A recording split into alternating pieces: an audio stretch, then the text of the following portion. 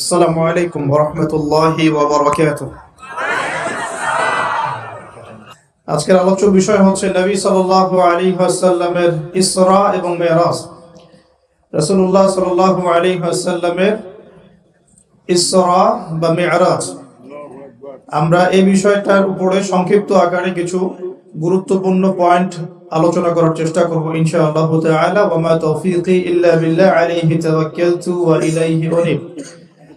رب اشرح لي صدري ويسر لي أمري واحلل عقدة من لساني يفقه قولي। আমি আলোচনা শুরু করতে চাই পবিত্র কোরআন কারীমের সূরা নাহল এর 89 নম্বর আয়াত থেকে। আল্লাহ রাব্বুল আলামিন বলেছেন, বা'দা আউযু বিল্লাহি মিনাশ শাইতানির রাজীম। আল্লাহ পাক বলেছেন, ওয়া নাযালনা আলাইকাল কিতাবা তিবয়ানান লিকুল্লি শাই وهدى ورحمة وبشرى للمسلمين। আল্লাহ রাব্বুল আলামিন তার নবীকে বলেছেন যে ওয়ানাজ্জালনা আলাইকাল কিতাব, হে নবী আমি আপনার প্রতি এমন একটা কিতাব নাজিল করেছি, অর্থাৎ আল কোরআনুল কারীম, তিবয়ানান লিকুল্লি শাই, যেই কিতাবটা হচ্ছে প্রত্যেকটা বিষয়ের ব্যাখ্যা। আল্লাহ পাক বলছেন কোরআনুল কারীম প্রতিটা বিষয়ের ব্যাখ্যা। প্রতিটা বিষয় মানে আমাদের জীবনের সবকিছু, আমাদের জীবনের খুঁটিনাটি প্রত্যেকটা বিষয়ের ব্যাখ্যা হচ্ছে আল কোরআনুল কারীম এবং রাসূলুল্লাহ সাল্লাল্লাহু আলাইহি ওয়াসাল্লামের সুন্নাহ। ওয়া হুদান, এবং এই কোরআন তোমাদের জন্য হুদান হিদায়াত, ওয়া রাহমাতান, এবং রহমত বা দয়া বা অনুগ্রহ, ওয়া বুশরা লিল মুসলিমিন, এবং কোরআন হচ্ছে মুসলিমদের জন্য সুসংবাদ। সুবহানাল্লাহ। যারা আত্মসমর্পণ করবে আল্লাহর কাছে, নিজের ইচ্ছাকে সঁপে দিবে, তাদেরকে আমরা মুসলিম বলি। আর মুসলিমদের জন্য আল কোরআনুল কারীমকে আল্লাহ পাক বলেছেন বুশরা বা সুসংবাদ। কোরআনকে আল্লাহ পাক এখানে চারটা বিষয় বলছেন। কোরআন হচ্ছে তিবয়ানান লিকুল্লি শাই, প্রতিটা বিষয়ের খুঁটিনাটি ব্যাখ্যা। 1, 2 কোরআন হচ্ছে হেদায়াত, অর্থাৎ গাইডেন্স, যেটা পথ প্রদর্শন করবে আমাদেরকে ইনশাআল্লাহ তাআলা।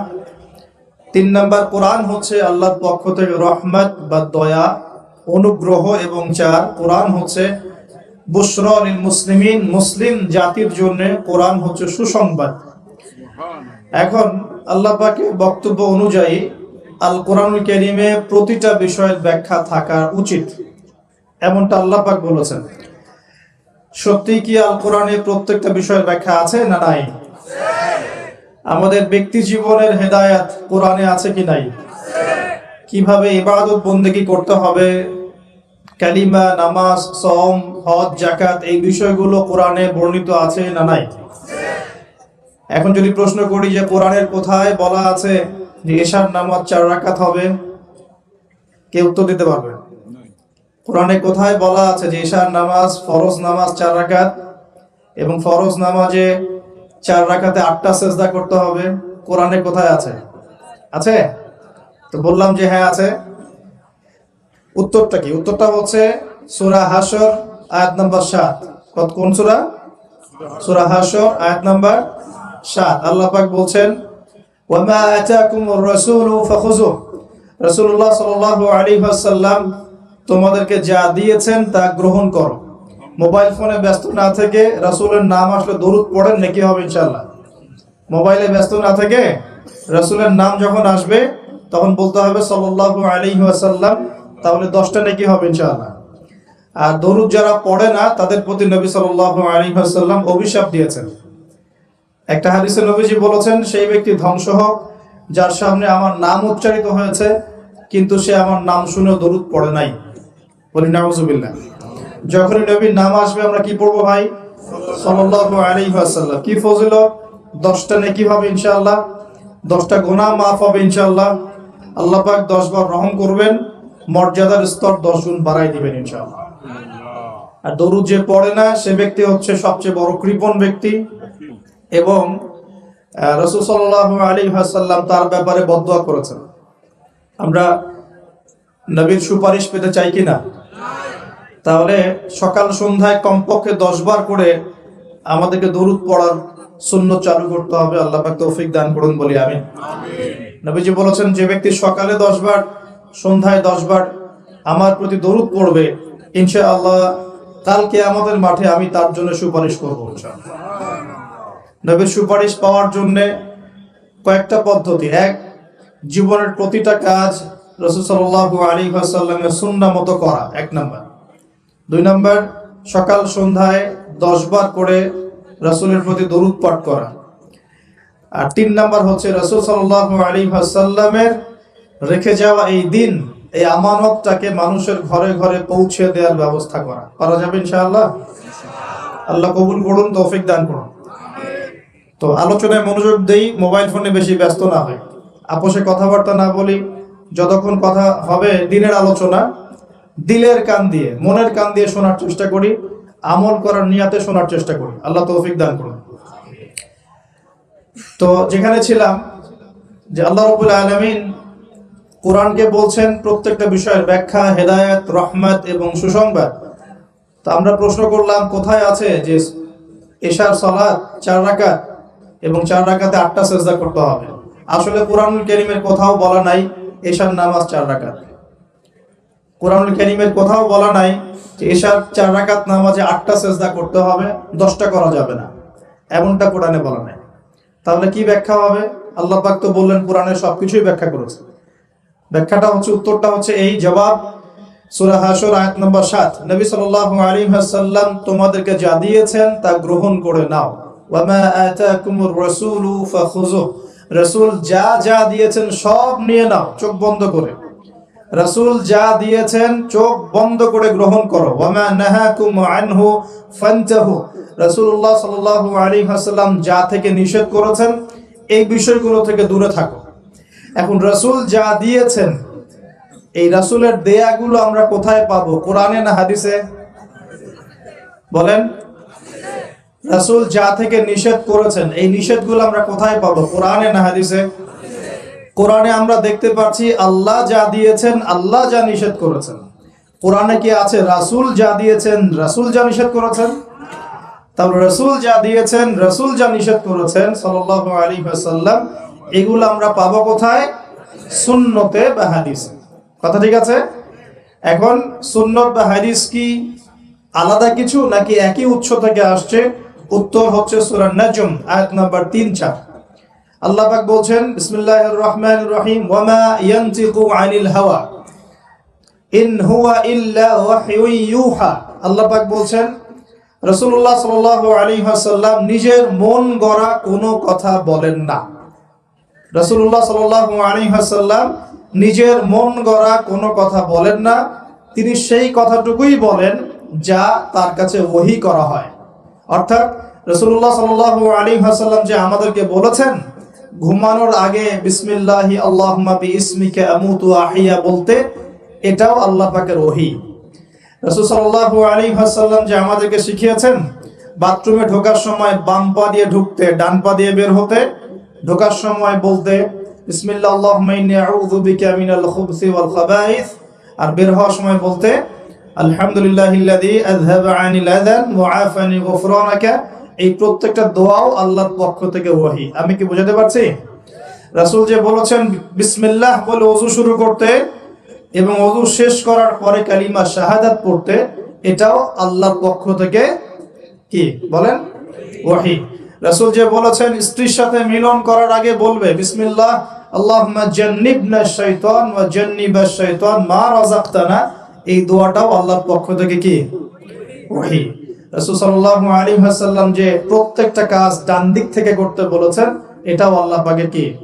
ওহী। এরকম প্রতিটা কাজ শুধু আমাদের ব্যক্তি জীবনের আমল নয়, বরং আমাদের পারিবারিক জীবন, সামাজিক জীবন, আমাদের রাষ্ট্রীয় জীবন, আমাদের অর্থনৈতিক জীবন, প্রত্যেকটা জীবনের প্রতিটা কাজই রাসূলুল্লাহ সাল্লাল্লাহু আলাইহি ওয়াসাল্লামের সুন্নত মতো করার নামই হচ্ছে ইত্তেবায়ে সুন্নাহ, নবীর সুন্নতকে অনুসরণ করা। এবং নবীর সুন্নতকে অনুসরণ না করলে কেউ জান্নাত যেতে পারবে না। রাসূলের সুন্নতকে অনুসরণ না করলে কেউ জান্নাত যেতে পারবে না, এটাই চূড়ান্ত কথা। যে যার সুন্নত অনুসরণ করবে তার সাথে তার হাসর হবে। যে মেসি নেইমারের সুন্নত অনুসরণ করছে তার সাথেই তার হাসর হবে, এটাই স্বাভাবিক। আর যে রাসূলুল্লাহ সাল্লাল্লাহু আলাইহি ওয়াসাল্লামের সুন্নত ফলো করবে তার সাথেই তার হাসর হবে ইনশাআল্লাহ তাআলা। তাই রাসূলের সুপারিশ পাওয়ার এবং তার সাথে জান্নাতে থাকার একটাই অপশন, সেটা হলো নবী সাল্লাল্লাহু আলাইহি ওয়াসাল্লামের সুন্নাহ মাফিক জীবন গড়া। রাসূলের সুন্নাহ মাফিক শুধু নামাজ গড়া নয়, রাসূলের সুন্নাহ মাফিক শুধু দাড়ি রাখা নয়, রাসূলের সুন্নাহ মাফিক শুধু খাওয়া নয়, বরং জীবন গড়া, অর্থাৎ জীবনের সবগুলো কাজ রাসূলের সুন্নাহ মতো করার নাম হলো ইত্তেবায়ে সুন্নাহ। আমরা কি বোঝাতে পারছি? আল্লাহ পাক আমাদের সবাইকে জীবনের প্রত্যেকটা কাজ নবী সাল্লাল্লাহু আলাইহি ওয়াসাল্লামের সুন্নাত মতো করার তৌফিক ইনায়াত করুন, সকলেই বলি আমিন। এখন আমাদের নবী সাল্লাল্লাহু আলাইহি ওয়াসাল্লাম এমন একটা সমাজে নবুয়ত পেয়েছিলেন, একটু বোঝার চেষ্টা করবেন, যে সমাজের মধ্যে জাহেলিয়াত ভর্তি ছিল। জাহেলিয়াত মানে অজ্ঞতা, মানে মূর্খতা। প্রশ্ন হচ্ছে কিরকম জাহেলিয়াত ছিল? উত্তর, সেখানে মূলত 5টা জাহেলিয়াত ছিল। কয়টা? 5টা। 1 নাম্বার, আইয়ামে জাহেলিয়াতের মানুষগুলো সবাই ছিল মুশরিক, মানে শিরক করত, শিরকের পাপে লিপ্ত ছিল। এখন মুসলিম সমাজের মধ্যেও কিন্তু শিরক করা হয় কিনা? শিরক নিয়ে আলাদা লেকচার দেয়া আছে, দেখে নেবেন। শুধু আমি শর্ট করে বলছি যে মানুষের চিন্তার মধ্যে শিরক হয়, মানুষের কাজের মধ্যে শিরক হয়, আর মানুষের কথা বা লিসানের মধ্যে শিরক হয়। যেমন চিন্তার মধ্যে শিরক কেমন? কেউ যদি মনে করে যে এই মহাবিশ্বের স্রষ্টা কেউ নাই, মহাবিশ্ব বিগ ব্যাং থেকে সৃষ্টি হয়েছে, সে চিন্তাগত একটা মুশরিক। আমার কথা কি বোঝা যাচ্ছে? এটা গেল চিন্তার ক্ষেত্রে। কেউ যদি মনে করে যে আল্লাহ সন্তান দিতে পারছেন না, কবরে শায়িত মানুষের কাছে চাইলে আমি সন্তান পাবো, এটা হলো আকীদাগত বা বিশ্বাসগত শিরক। এমনি কেউ যদি মনে করে হাতের আংটিটা খোলা যাবে না, আংটিটা খুললে আমার রোগ বেড়ে যাবে, তাহলে তার আকীদার মধ্যে শিরক আছে। আমি কি বোঝাতে পারছি ভাই? আমলগত শিরক হতে পারে, যেমন আল্লাহর জন্য নামাজ পড়তে হয়, কেউ যদি মানুষকে দেখানোর জন্য নামাজ পড়ে, শিরক হয়ে যাবে। আল্লাহর জন্য কুরবানি করতে হয়, কেউ যদি মানুষকে দেখানোর জন্য কুরবানি করে, শিরক হয়ে যাবে। আল্লাহর সন্তুষ্টির জন্য দান সদকা করতে হয়, আর কেউ যদি মানুষের সুনাম পাওয়ার জন্য দান সদকা করে, কি হবে? শিরক হয়ে যাবে। এভাবেই কর্মগত মানুষ অনেক শিরক করে থাকে, এটা একটা ক্যাটাগরিজ। আরেকটা হলো কথা, লিসান, কথার মধ্যে অনেক শিরক হয়ে থাকে। যেমন কেউ যদি বলে যে ডাক্তারটা ভালো ছিল, না হলে আমার মাকে বাঁচানো যেত না, কথাটা বললে শিরক হয়ে যাবে। কেউ যদি কোনো জ্যোতিষী বা গণকের কাছে গিয়ে বলে যে আমার হাতটা একটু দেখে দেন, আমার ভবিষ্যতে কি আছে, কথা বলার সাথে সাথেই শিরক হয়ে যাবে। কেউ যদি বলে ড্রাইভারটা খুব ভালো ছিল, না হলে নির্ঘাত অ্যাক্সিডেন্ট হয়ে যেত, বলার সাথে সাথেই শিরক হয়ে যাবে। কেউ যদি এমনটাও বলে জনগণই সমস্ত ক্ষমতার উৎস, তাহলেও শিরক হয়ে যাবে। আমার কথা বোঝা যাচ্ছে? সমস্ত ক্ষমতা কার হাতে? এরকম কথার ক্ষেত্রে আমরা অনেক শিরক করে থাকি, আমরা এগুলো বুঝতে পারি না। তো আইয়ামে জাহিলিয়াত ছিল এরকম শিরকে ভরা একটা সমাজ। আমার কথা কি বুঝতে পারছেন? আইয়ামে জাহিলিয়াতের মানুষরা যে আল্লাহকে বিশ্বাস করতো না, বিষয়টা এমন না। আইয়ামে জাহিলিয়াতের মানুষরা আল্লাহকে ঠিকই বিশ্বাস করত, কিন্তু আল্লাহকে পাওয়ার জন্য ওসিলা পূজা করত, মাধ্যম পূজা করত, কবর পূজা করত, কোন কোন ক্ষেত্রে মৃত মানুষের পূজা করত, প্রকৃতি পূজা করত, আবার কেউ কেউ ছিল নাস্তিক। এরকম ছিল আইয়ামে জাহিলিয়াত।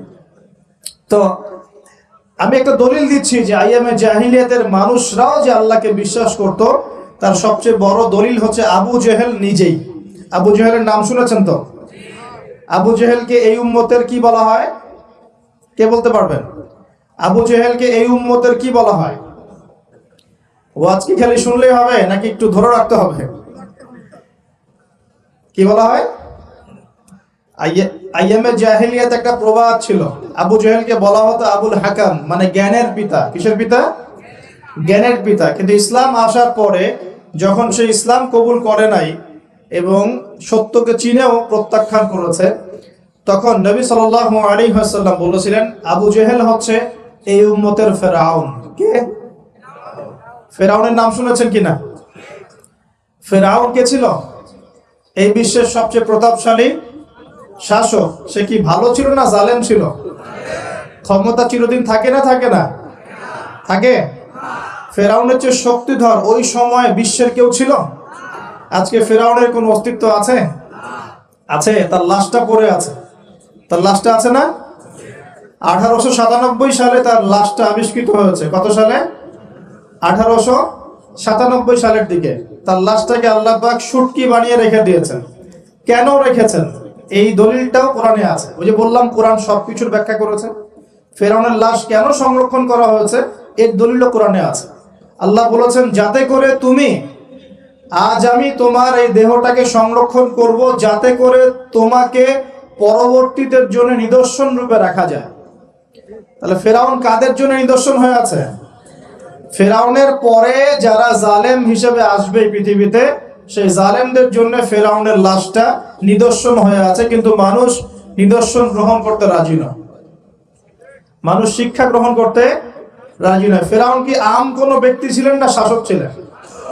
তাহলে আম ব্যক্তিদের জন্য তিনি যতটা না বড় নিদর্শন, শাসকদের জন্য বড় নিদর্শন।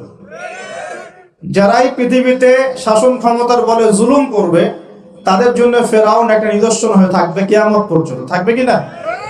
লিতাকুনা লিমান খালফাকা আয়া, আল্লাহ বলেছেন যাতে করে তুমি পরবর্তীদের জন্য নিদর্শন হতে পারো, এই কারণে তোমার লাশটাকে আমি সংরক্ষণ করেছি। আল্লাহ পাক এটাও বলেছেন কিন্তু বেশিরভাগ মানুষই আমার নিদর্শন সম্পর্কে গাফেল। বাস্তবতা তাই নয় কি? আচ্ছা, এখন ফেরাউনদের মতো বড় বড় জালেম নাই সারা বিশ্বে? তাদের জন্য নিদর্শন না শিক্ষা না? এটা শিক্ষা। দেখুন আবু জেহেলকেও এই উম্মতের ফেরাউন বলা হতো। কেন? কারণ সে সত্যকে চিনেও প্রত্যাখ্যান করেছে। তাকে বদরের যুদ্ধে হত্যা করা হয়েছে। দুইজন ছোট ছোট কিশোর তাকে হত্যা করেছেন, দুইজন মুয়াজ। দুইজন কি? এই মুয়াজ নাম জানতেন? মুয়াজ নাম বরকতময় নাম। দুই মুয়াজ, সিরাতের গ্রন্থ পড়ে দেখবেন আর রাহিকুল মাখতুম। দুইজন মুয়াজ ছোট ছোট বাচ্চা যাদের বয়স 10 থেকে 15-র মধ্যে, 10 থেকে 15। এই দুই ভাই মিলে আবু জেহেলকে হত্যা করেছে। সুবহানাল্লাহ। এরপর আব্দুল্লাহ বিন মাসউদ রাদিয়াল্লাহু আনহু তিনি তার গর্দানটা কেটে রাসূলের সামনে উপস্থাপন করেছিলেন। সুবহানাল্লাহ।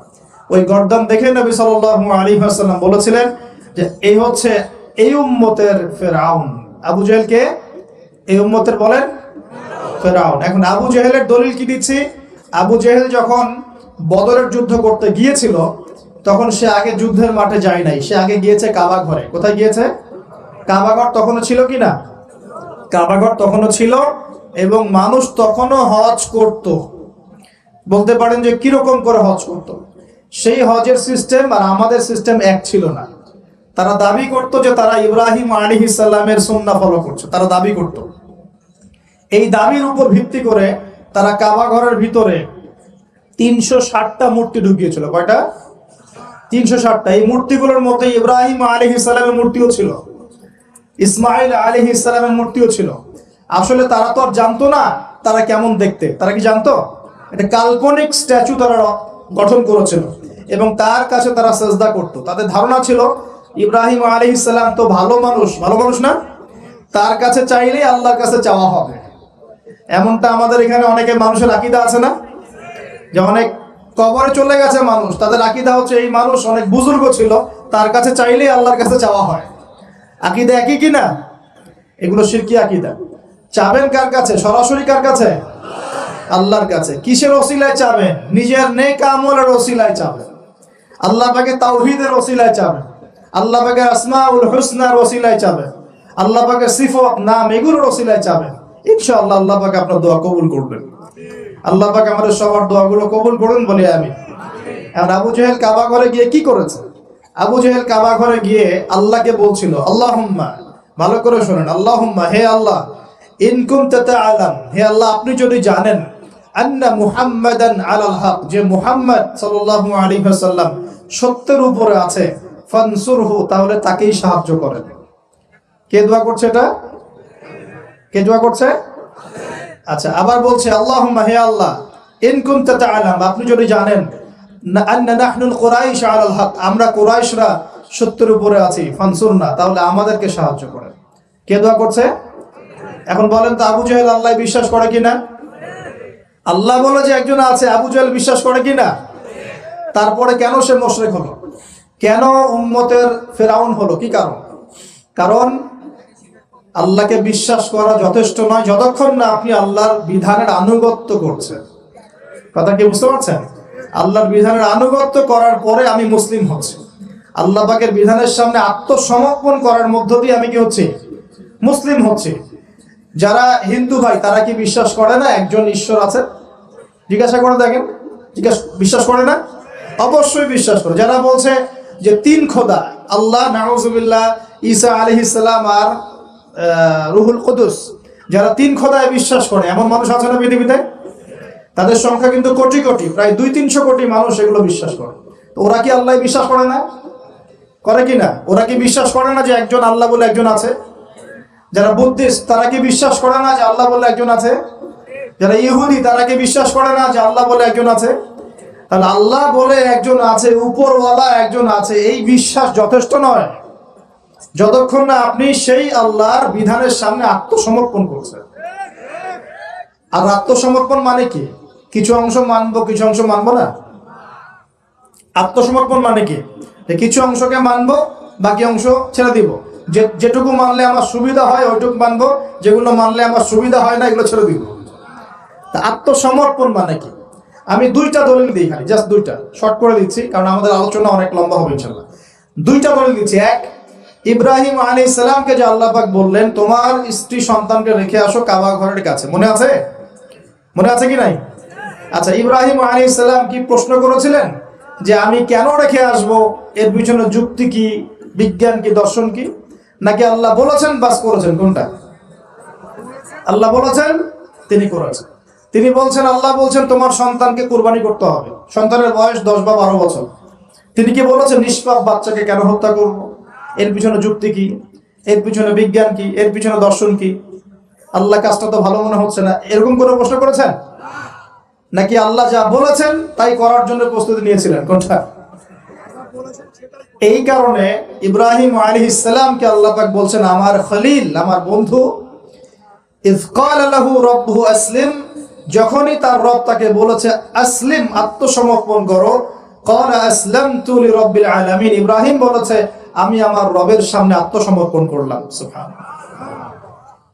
এই হলো মুসলিম। আর ইব্রাহিম আলাইহিস সালাম তোমাদের পিতা, মুসলিম জাতির পিতা, হুয়া সাম্মাকুমুল মুসলিমিন, যিনি তোমাদের নামকরণ করেছেন মুসলিম। মা কানা ইব্রাহিম ইয়াহুদিয়্যান ওয়ালা নাসরানিয়্যা, ইব্রাহিম একজন ইহুদিও ছিল না, নাসারাও ছিল না। ওয়ালাকিন কানা হানিফাম মুসলিমা, তিনি ছিলেন একজন হানিফ, একনিষ্ঠ মুসলিম। তাহলে ইব্রাহিম কেমন মুসলিম ছিলেন? প্রশ্ন করা মুসলিম না আত্মসমর্পণ করা মুসলিম? এখন মুসলিমদেরকে বোঝাতে হয় নামাজের বৈজ্ঞানিক ব্যাখ্যা কি, তারপর নামাজ পড়ে। জাকাতের অর্থনৈতিক ভিত্তি কি, জাকাতের সামাজিক সুফল কি বোঝাতে হয়, তারপর জাকাত দেয়। রমজানের মেডিকেল ব্যাখ্যা কি, রোজা রাখলে শরীর কিভাবে ভালো থাকে, এগুলো বোঝানোর পর রোজা রাখে।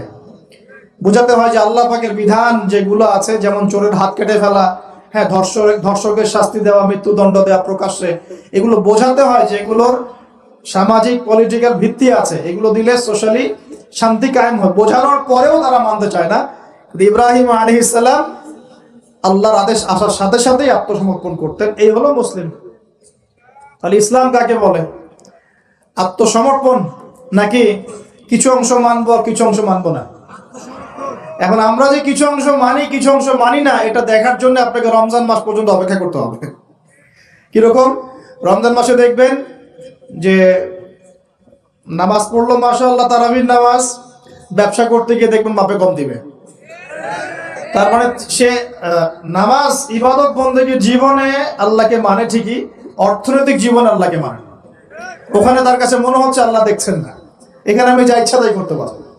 একজন পরেশগার ব্যক্তি, তাহাজ্জুদ গোজার, মাশাআল্লাহ, রাতে তাহাজ্জুদ পড়েন, দেখবেন অফিসে গিয়েছে, আদালতে, অন্য জায়গায় গিয়েছে, চাকরি ক্ষেত্রে, সেখানে গিয়ে টেবিলের তল দিয়ে টাকা নেওয়া শুরু করেছে। তার ধারণা যে এখানে আল্লাহ তাকে দেখছে না, নামাজ আল্লাহ তাকে দেখছে। আবার আমাদের দিনই বোন অনেকে রোজা রাখে, মাশাআল্লাহ, রোজা রেখেও দেখবেন সিরিয়াল দেখছে, গীবত করছে, বেপরদা হয়ে বাইরে ঘুরছে, করছে কিনা? আবার রোজাও কিন্তু রাখছে। তার মানে তার ধারণা যে ইবাদত বন্দেগীর জীবনে আল্লাহ আমাকে, এখানে লা ইলাহা ইল্লাল্লাহ ঠিক আছে, মুহাম্মাদুর রাসূলুল্লাহ ঠিক আছে, কিন্তু শরঈ পর্দার ক্ষেত্রে, অন্যান্য জীবনের অন্যান্য ক্ষেত্রে আমি লা ইলাহা ইল্লাল্লাহ মুহাম্মাদুর রাসূলুল্লাহর পরোয়া করছি না। আমরা অনেক মানুষকে দেখেছি ব্যক্তিগতভাবেও এবং সোশ্যালিও, ইবাদত বন্দেগীর জীবনে পাক্কা মুসলমান, একদম কপালে সেজদার দাগ পড়ে গেছে, পায়ের মধ্যে সেজদার দাগ পড়ে আছে, ওই ব্যক্তি অর্থনৈতিক জীবনে গিয়ে পাক্কা সুদখোর, আছে কি নাই? এমন লোকের অভাব আছে? আমরা মোটামুটি অনেকেই এর মধ্যে ইনভলভ হয়ে যাই। আমরা একটা জিনিস বোঝাতে ব্যর্থ হচ্ছি, এবং এই মাহফিলের সিজনে এই একটা দাওয়াতই আমি দেওয়ার চেষ্টা করেছি, সেটা হলো নিজেকে এবং আপনাদেরকেও, যে ইসলাম আংশিক কোনো জীবন ব্যবস্থা নয়। ইসলামের মধ্যে প্রতিটা বিষয়ের হেদায়েত আছে। আমি মানতে পারি না পারি, আগে আমাকে আত্মসমর্পণ তো করতে হবে নাকি? আমি হয়তো মানতে পারছি না, আমি জানি এই যুগে 100% ইসলাম পালন করা এত সহজ নয়। এটা কথা বলা সহজ, কিন্তু কাজ করা এতটা সহজ নয়। যদি করতে চাই পাহাড়ে চলে যাওয়া লাগবে, পাহাড়ে গরু ছাগল চড়াইতে হবে, ওখানে একদম ফিতনামুক্ত পরিবেশে নিজের চাষবাস করে খাইতে হবে, ছাগলের দুধ ধোয়াই খাইতে হবে, ওখানে আজান দেওয়া লাগবে, একামত দিয়ে আজান নামাজ পড়া লাগবে, ফিতনা থেকে দূরে থাকা লাগবে, তাহলে 100% পালন করতে পারবো হয়তো। এই সমাজে, এই সামাজিক ব্যবস্থায় থেকে 100% ইসলাম পালন করা, যে বলবে সে মিথ্যা কথা বলছে। আমি যদি বলি আমি মিথ্যা কথা বলছি। 100% ইসলাম পালন করা এই যুগে এত সহজ নয়, এত সহজ নয়। কিন্তু আমি জানি সহজ নয়, কিন্তু আমরা তো নিয়াত করতে পারি নাকি, যে আল্লাহ আমি বিশ্বাস করি কোরআন এবং সুন্নাহই চূড়ান্ত, এবং এর মধ্যেই জীবনের সবকিছুর হেদায়েত আছে। আল্লাহ আমি এর সামনে আত্মসমর্পণ করলাম, তুমি আমাকে পরিপূর্ণ জীবনে ইসলাম পালনের তৌফিক দাও আল্লাহ। এই দোয়াটা করা যায় তো, এই নিয়াতটা তো করা যায়। ইন্নামাল আমালু কি? ইন্নামাল আমালু বিন্নিয়াত। কাজের ফলাফল ডিপেন্ড করে কিসের উপরে? নিয়াতের উপরে। তো নিয়াতটা করি ইনশাআল্লাহ। এখন নামাজ পড়তে পারছি, কালকে দাড়িও রাখবো ইনশাআল্লাহ। কালকে দাড়ি রেখেছি, পাক্কা মুসল্লি হয়েছি, ফরজ আদায় করছি, কালকে সুন্নত নফলও করবো ইনশাআল্লাহ। নামাজ ঠিক হয়ে গেছে আলহামদুলিল্লাহ, তাহাজ্জুদ পর্যন্ত পড়ছি। আমার অর্থনৈতিক জীবনে সুদও ছাড়বো ইনশাআল্লাহ, ঘুষও ত্যাগ করবো ইনশাআল্লাহ, অন্যের সম্পদ আত্মসাৎ করাও বন্ধ করবো ইনশাআল্লাহ, দুর্নীতি বন্ধ করবো ইনশাআল্লাহ। আজকে আমি মুসল্লি হয়েছি, আমার পরিবারে পর্দাও কায়েম করবো ইনশাআল্লাহ। আমার পরিবার ঠিক আছে ইনশাআল্লাহ, আমি সামাজিক দায়িত্ব পেয়েছি, আমি আমার সাধ্যমতো সমাজে ইসলাম প্রতিষ্ঠার চেষ্টা করবো ইনশাআল্লাহ। চেষ্টা তো করতে হবে, আল্লাহ পাক চেষ্টা দেখবেন। যদি চেষ্টাটাও না করি, আল্লাহর কাছে কি জবাব দিব, কি মুখ দেখাবো? আমাদের সবাইকে নবী সাল্লাল্লাহু আলাইহি ওয়াসাল্লামের সামনে মুখ দেখাতে হবে না? একবার দেখাতে হবে ইচ্ছায় হোক আর অনিচ্ছায় হোক, আর একবার দেখাতে হবে ঐচ্ছিক ভাবে। বুঝাচ্ছি কিভাবে? ইচ্ছায় হোক আর অনিচ্ছায় হোক কোথায়? কবরে। কোথায়? সবাইকে দেখানো হবে। আমি আপনি এভরিবডি, সবাই দেখবে আমাদের নবী মুহাম্মদ সাল্লাল্লাহু আলাইহি ওয়াসাল্লামের এই নূরানি চেহারা, সবাই দেখবে ইনশাআল্লাহ। আল্লাহ পাক প্রশ্ন করবেন, ফেরেশতাদের মাধ্যমে প্রশ্ন করাবেন, মান হাযার রাজুল বুইসা ফীকুম, এই ব্যক্তিকে যাকে তোমাদের কাছে পাঠানো হয়েছিল। পৃথিবীতে যদি আমরা রাসূলের সুন্নাহ মতো চলতে পারি বা চলার চেষ্টা করি ইনশাআল্লাহ, সেই ব্যক্তি বলতে পারবে যে তিনি হচ্ছেন রাসূলুল্লাহ সাল্লাল্লাহু আলাইহি ওয়াসাল্লাম। আমি আল্লাহর কিতাব পড়ে জেনেছিলাম যে তিনি আল্লাহর রাসূল সাল্লাল্লাহু আলাইহি ওয়াসাল্লাম। আর যারা দুনিয়াতে চেষ্টা পর্যন্ত করবে না, তারা কি উত্তর দিতে পারবে? তাই মনে হয়। আর একবার হচ্ছে ঐচ্ছিক। এটা কেমন? রাসূল সাল্লাল্লাহু আলাইহি ওয়াসাল্লাম হাউজে কাউসারের সামনে দাঁড়িয়ে থাকবেন, আকাশের তারা যত বেশি, তার চেয়ে বেশি হবে পানপাত্র, গ্লাস। তো নবী সাল্লাল্লাহু আলাইহি ওয়াসাল্লাম সবাইকে হাউজে কাউসারের পানি পান করাবেন। ওই দিন অন্য কোনো ব্র্যান্ডের পানি চলবে না, শুধু হাউজে কাউসারের পানি চলবে। মাম পানি, প্রাণ পানি, এসব পানি নাই, শুধু হাউজে কাউসারের পানি। কথা বুঝতে পারছো? কোনো ড্রিঙ্কস নাই, সফট ড্রিঙ্কস, হার্ড ড্রিঙ্কস, কোনো ড্রিঙ্কস নাই, শুধু কি হাউজে কাউসারের পানি। এই পানি ছাড়া কোনো পানি নাই। এই পানি যে খাবে, এই যে 50,000 বছরের সমান দিন, কিয়ামতের দিন, এই দিনে সে ইনশাআল্লাহ পিপাসার্ত হবে না, সে আর কোনোদিনও পিপাসার্ত হবে না ইনশাআল্লাহ। আর যে ব্যক্তি পান করতে পারবে না, তার কি অবস্থা সেটা বুঝতেই পারছেন। সবাইকে নবীজি পান করাতে থাকবেন। হঠাৎ পর্দা পড়ে যাবে, হঠাৎ একটা পর্দা পড়ে যাবে, অদৃশ্য পর্দা।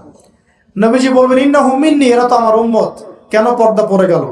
আল্লাহ পাক জানিয়ে দিবেন, ইয়া রাসূলুল্লাহ সাল্লাল্লাহু আলাইহি ওয়াসাল্লাম, ইয়া নবী আল্লাহ, হে আল্লাহর নবী, আপনি জানেন না, ইন্নাকা লা তাদরি, আপনি জানেন না, মা আহদাসু বা'দাকা, আপনার ইন্তেকালের পরে এরা আপনার শরীয়তের মধ্যে কত নতুন নতুন বেদাত চালু করেছে, কত নতুন নতুন আমল চালু করেছে, আকীদা চালু করেছে, এটা আপনি জানেন না।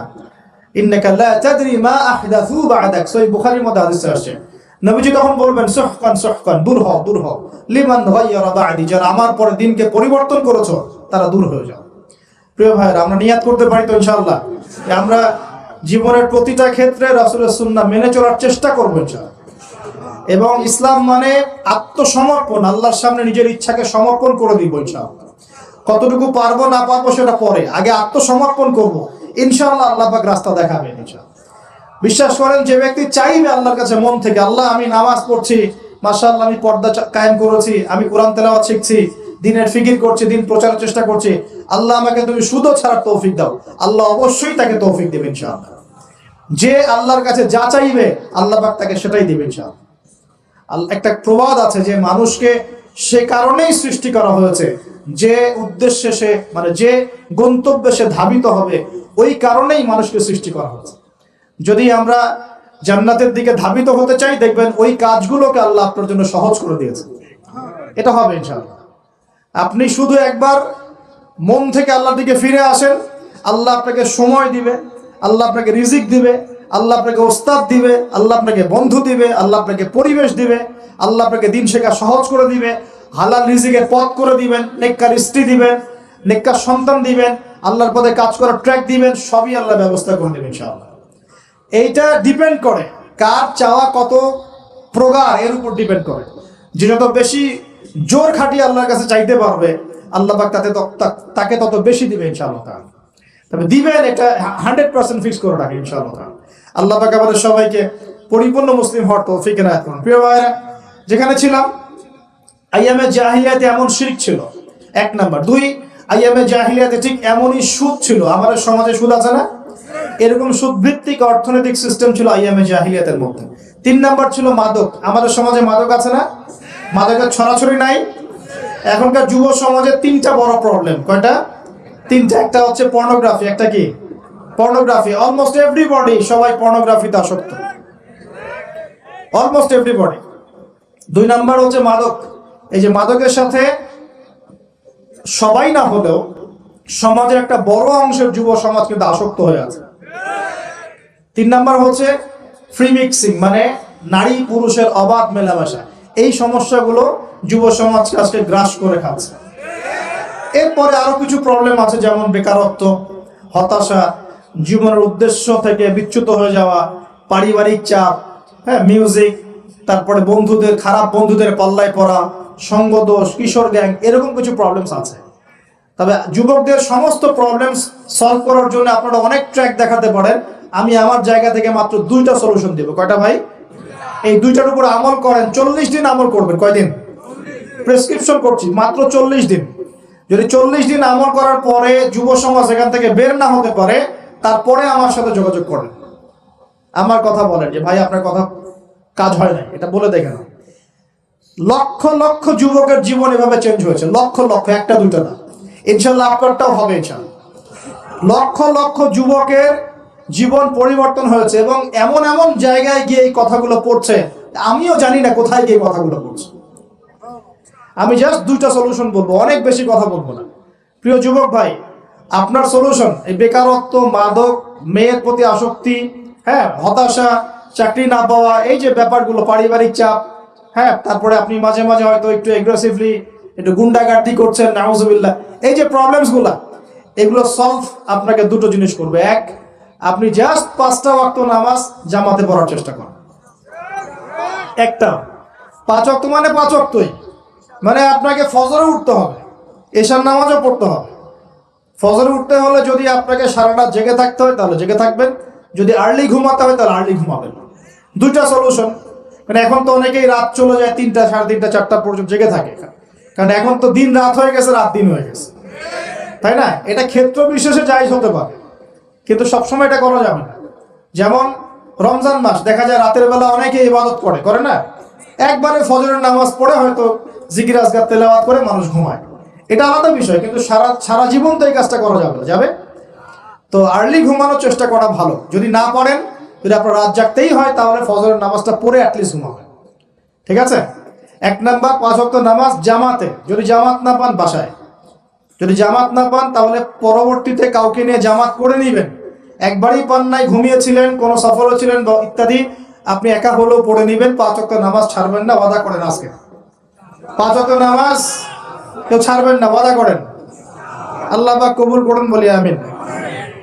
এই নামাজ, ইন্না সালাতা তানহা আনিল ফাহশাই ওয়াল মুনকার, আল্লাহ পাক নিজে বলেছেন এই নামাজ সমস্ত পাপের কাছ থেকে তোমাকে দূরে রাখবে ইনশাআল্লাহ, ইনশাআল্লাহ। আর একটা কথা মনে রাখবেন, যে এই নবীর শান শওকত নিয়ে আমরা আলোচনা করেছি এবং করতে যাচ্ছি, রাসূলুল্লাহ সাল্লাল্লাহু আলাইহি ওয়াসাল্লাম মুমূর্ষ অবস্থায়, একদম মুমূর্ষ অবস্থায় উম্মতের জন্য যে নসিহতগুলো করেছেন তার মধ্যে একটা হচ্ছে as-সালাত ওয়া মা মালাকাত আইমানুকুম, নামাজের ব্যাপারে যত্নবান হও এবং তোমাদের অধীনস্থদের ব্যাপারে যত্নবান হও। এই দুটা কথা। শেষ ওয়ার্ড মানুষ কি বলতে পারে? আপনার বাবা যখন ইন্তেকাল করেছেন হয়তো শেষ কথা বলেছেন তোর মাকে দেখিস, ঠিক আছে, তোর বোনদেরকে দেখিস, বাবা আমার এই বিষয়গুলো আমি ছেড়ে গেলাম তুই দেখিস। আচ্ছা, আছে না এমন? মা অনেকে চলে গেছে, মা শেষে বলেছে বাবা ছোট বোনটাকে দেখিস। আপনি লাস্ট কথাকে কত বেশি গুরুত্ব দিয়েছেন। যাদের পিতা মাতা চলে গেছে এবং শেষ সময় তারা কাছে থাকার সৌভাগ্য ছিল, তারা কিন্তু বুঝতে পারে শেষ কথার কত গুরুত্ব আছে কি নাই? গুরুত্ব আছে কি নাই? শেষ কথা মানুষ সবচেয়ে কঠিন ভাবে মনে রাখে কি না? নবী সাল্লাল্লাহু আলাইহি ওয়াসাল্লাম আমাদের সবার নেতা, আমাদের নবী, আমাদের আদর্শ, আমাদের সবচেয়ে উসওয়াতুল হাসানা,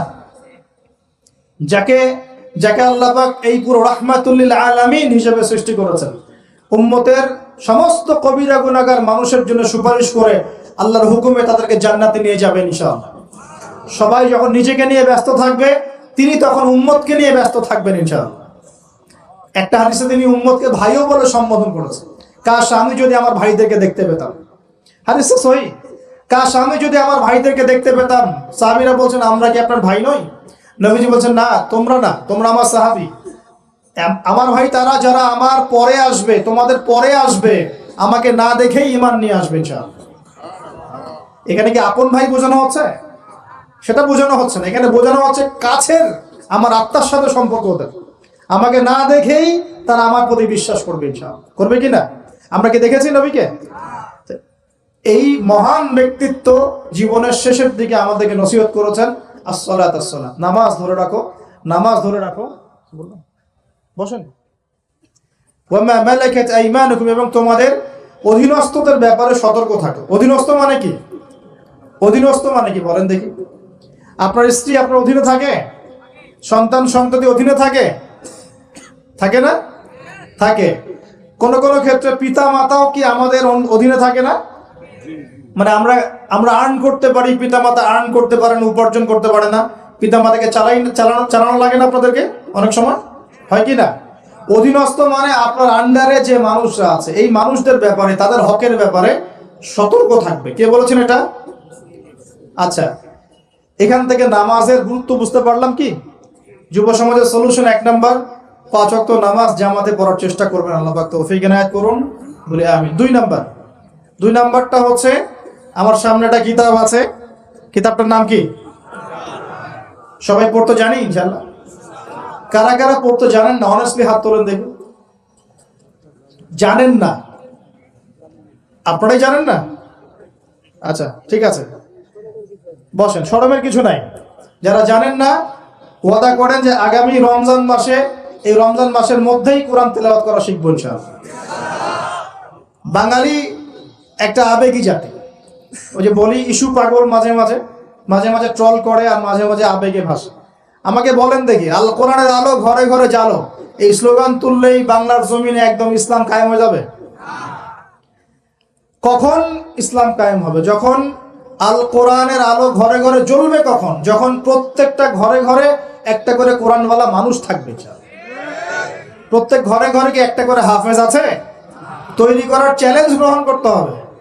বাংলার প্রতি ঘরে ঘরে একটা করে হাফেজ তৈরি হবে ইনশাআল্লাহ। এটা করলে কি আপনাকে সরকার বাধা দিবে? আপনার নিয়াত করে যদি আপনি সন্তানকে হাফেজ বানান, কেউ বাধা দিবে? কেউ চাপ দিবে? আমরা তো চতুর মুসলিম। কেমন চতুর মুসলিম? আমরা আমাদের সন্তানদের মধ্যে যারা বেশি ট্যালেন্টেড ওদেরকে দিব আগে জেনারেল লাইনে, আর যার একটু মাথা কম তাকে আমরা পাঠায় দিই মাদ্রাসায়, পাঠায় দিয়ে যে আবাসিকে রেখে দিই, থাকতো এখানে, ওকে এখানে পিটাই সোজা করুন। আপনাদের কি মনে হয় যে কোরআন সুন্নাহর জ্ঞানটা অর্জন করার জন্য মাথায় ঘিলুর দরকার নাই? এমনটা মনে হয়? কোরআন এবং সুন্নাহর জ্ঞান অর্জন করতে সবচেয়ে বেশি প্রজ্ঞা লাগে, সবচেয়ে বেশি মাথা কাটাতে হয়। সবচেয়ে ট্যালেন্টেড ছেলেটাকে দেওয়া লাগতো কোরআন। আমরা উল্টা চলি। এই কারণে দেখা যায় যে কোরআন সুন্নাহ হাতে নিয়েও আমরা এখন ওয়ার্ল্ড অ্যাফেয়ার্সকে ডিল করতে পারছি না। আমরা ওয়ার্ল্ডকে চ্যালেঞ্জ করতে পারছি না। কেন? আল্লাহ রাব্বুল আলামিন আমাদের সবাইকে কোরআন শেখার তৌফিক দান করুন। আল কোরআনের আলো ঘরে ঘরে জ্বলবে তখনই যখন ইনশাআল্লাহ তাআলা আপনাদের প্রত্যেকের ঘরে একটা করে কোরআনওয়ালা মানুষ তৈরি হবে ইনশাআল্লাহ। পারা যাবে তো ইনশাআল্লাহ? নাকি কোরআন সুন্নাহ খালি আলেমন আমাদের চর্চা করেই হবে? আপনাদের পড়ারও দরকার নাই, জানারও দরকার নাই, বোঝারও দরকার নাই। কোনটা? ব্যাপারটা কেমন? কোরআন কি শুধু আল্লাহ পাক আলেমদের জন্য পাঠিয়েছেন, নাকি শুধু মুসলিমদের জন্য পাঠিয়েছেন, না পুরো মানব জাতির জন্য? পুরো মানব জাতির জন্য আল্লাহ কোরআন পাঠিয়েছেন। ওয়াদা করা যাবে ইনশাআল্লাহ? যুব সমাজ ইনশাআল্লাহ আমরা কোরআন তেলাওয়াত তো শিখবই, অর্থ বুঝবো ইনশাআল্লাহ। রাজি আছি ইনশাআল্লাহ? এই রমজান মাসে আল কোরআন এক খতম দিবেন ইনশাআল্লাহ। প্রত্যেকদিন এক পারা করে তেলাওয়াত করার চেষ্টা করবেন, আল্লাহ তৌফিক দান করুন। আর যারা আমরা তেলাওয়াত করতে পারি আমরা চেষ্টা করব আলিফ লাম মিম থেকে একদম মিনাল জিন্নাতি ওয়ান নাস পর্যন্ত অর্থ সহ পড়ার জন্য। পারবো তো ইনশাআল্লাহ? আল্লাহ তৌফিক দান করুন, বলি আমিন। যেটা বলছিলাম, আইয়ামে জাহিলিয়াতে এই প্রবলেমস গুলো ছিল, আপনাকে আমি আস্তে আস্তে এখন মেরাজের দিকে নিয়ে যাচ্ছি। আইয়ামে জাহিলিয়াতের প্রবলেমস কি বললাম? 1 নাম্বার কি ছিল ভাই? শিরকের পাপ। 2 নাম্বার বলেন আমার সাথে, রিবা মানে সুদ। 3 নাম্বার মাদক, যেটা আমাদের সমাজে আছে কি নাই? 4 নাম্বার হচ্ছে মেয়েদের অবমাননা। মেয়ে নারী জাতিকে সেখানে খুব একটা মূল্যায়ন করা হতো না। আপনাদের কি মনে হয় এখন খুব মূল্যায়ন করা হয়? হ্যাঁ, এখন খুব মূল্যায়ন করা হয় না? এখন মূল্যায়ন করা হয় ঠিকই, কিন্তু তাদের দেহটাকে কিসে মূল্যায়ন করা হয়? এই দেহটাকেই মূল্যায়ন করা হয়, তাদের ডিগনিটি, তাদের সম্মানকে মূল্যায়ন করা হচ্ছে না। আমরা কত বড় ভণ্ড দেখবেন, নারী অধিকারের কথা বলি কিন্তু পতিতালয়গুলোকে বন্ধ করি না। আমরা যদি সত্যি তাদেরকে ভালোবেসে থাকি, তারা যদি আমাদের সমাজের অংশ হয়, আমাদেরই কারো মা, কারো বোন, কারো আত্মীয় হয়ে থাকে, তাহলে আমরা কি আমাদের অর্থ দিয়ে তাদেরকে কর্মসংস্থানের ব্যবস্থা করে দিতে পারতাম না? কয়জন এই কাজটা করেছে? কয়জন এই কাজটা করেছে বা করার হিম্মত দেখাচ্ছে? ওদেরকে রেখেও দিবে, তাদেরকে ভোগও করবে, করে আবার ওদের অধিকারের আন্দোলনও করবে। কত বড় ভণ্ড জাতি, চিন্তা করবে। আমরা একটু নিয়াত করতে পারি তো, আমরা আমাদের অর্থ সম্পদ থেকে আমরা প্রয়োজনে আমাদের পলিটিক্যাল পাওয়ার কাজে লাগিয়ে, আমাদের এখানে যারা অনেস্ট মেম্বার, চেয়ারম্যান, এমপি সাহেব থাকবেন, তাদের পলিটিক্যাল পাওয়ারটাকে কাজে লাগিয়ে আমরা আমাদের এলাকাগুলোর মধ্যে সমস্ত অনৈতিক কাজগুলো বন্ধ করে দেব ইনশাআল্লাহ। এবং ওই মেয়েদেরকে আমরা ভালো কোনো কর্মসংস্থানের ব্যবস্থা করে দিব। দেখবেন কোনোদিনও স্বেচ্ছায় এই পথে পা বাড়াবে না ইনশাআল্লাহ। কোনো মেয়ের কি এই কাজ করতে ভালো লাগে আপনার মনে হয়? কোনো মেয়ে চায় না যে সম্মান বিক্রি করে খেতে হবে, হয়তো পেটের দায়ে বা সামাজিক অন্ধকার জগতে পা বাড়িয়ে দালালের খপ্পরে পড়ে, বা এই যে নারী লিপ্সু কিছু পুরুষ মানুষের খপ্পরে পড়ে এই পথে চলে গেছে। এরা যদি আমাদের আত্মীয় হতো, আমাদের বংশের কেউ হতো, আমাদের কারো মা, কারো বোন, কারো স্ত্রী হতো, তাহলে কি আমরা সমাজে মুখ দেখাতে পারতাম? আমরা কি পশ্চিমার হয়ে গেলাম নাকি? পশ্চিমাদের সমাজে এগুলো জায়েজ। পশ্চিমা সমাজে একটা ছেলে বিয়ের আগে 15-20টা মেয়ের সাথে সেক্স করে, জানেন এগুলা? রিপোর্ট দেখেন, পশ্চিমা সমাজে প্রতি 6 মিনিটে একটা করে মেয়ে ধর্ষিত হয়। ফ্রি মিক্সিং পর্নোগ্রাফি ওখানে জায়েজ। $92 বিলিয়ন ব্যবসা করে এক বছরে তারা পর্ন ইন্ডাস্ট্রির মধ্য দিয়ে। রিসার্চ করে দেখেন, ওদের ওখানে সমকামিতা বৈধ, ছেলে ছেলের সাথে জেনা করতে পারে না। এমনি কি ভূমিকম্প আসে? এইসব পাপের কারণেই তো আসে। আল্লাহর আযাব গজব কি এমনি আসে? এইসব কারণেই তো আসে। আর এই পাপগুলো তো আমরা এখন আমাদের সমাজে এগুলো জায়েজ করে নিচ্ছি না।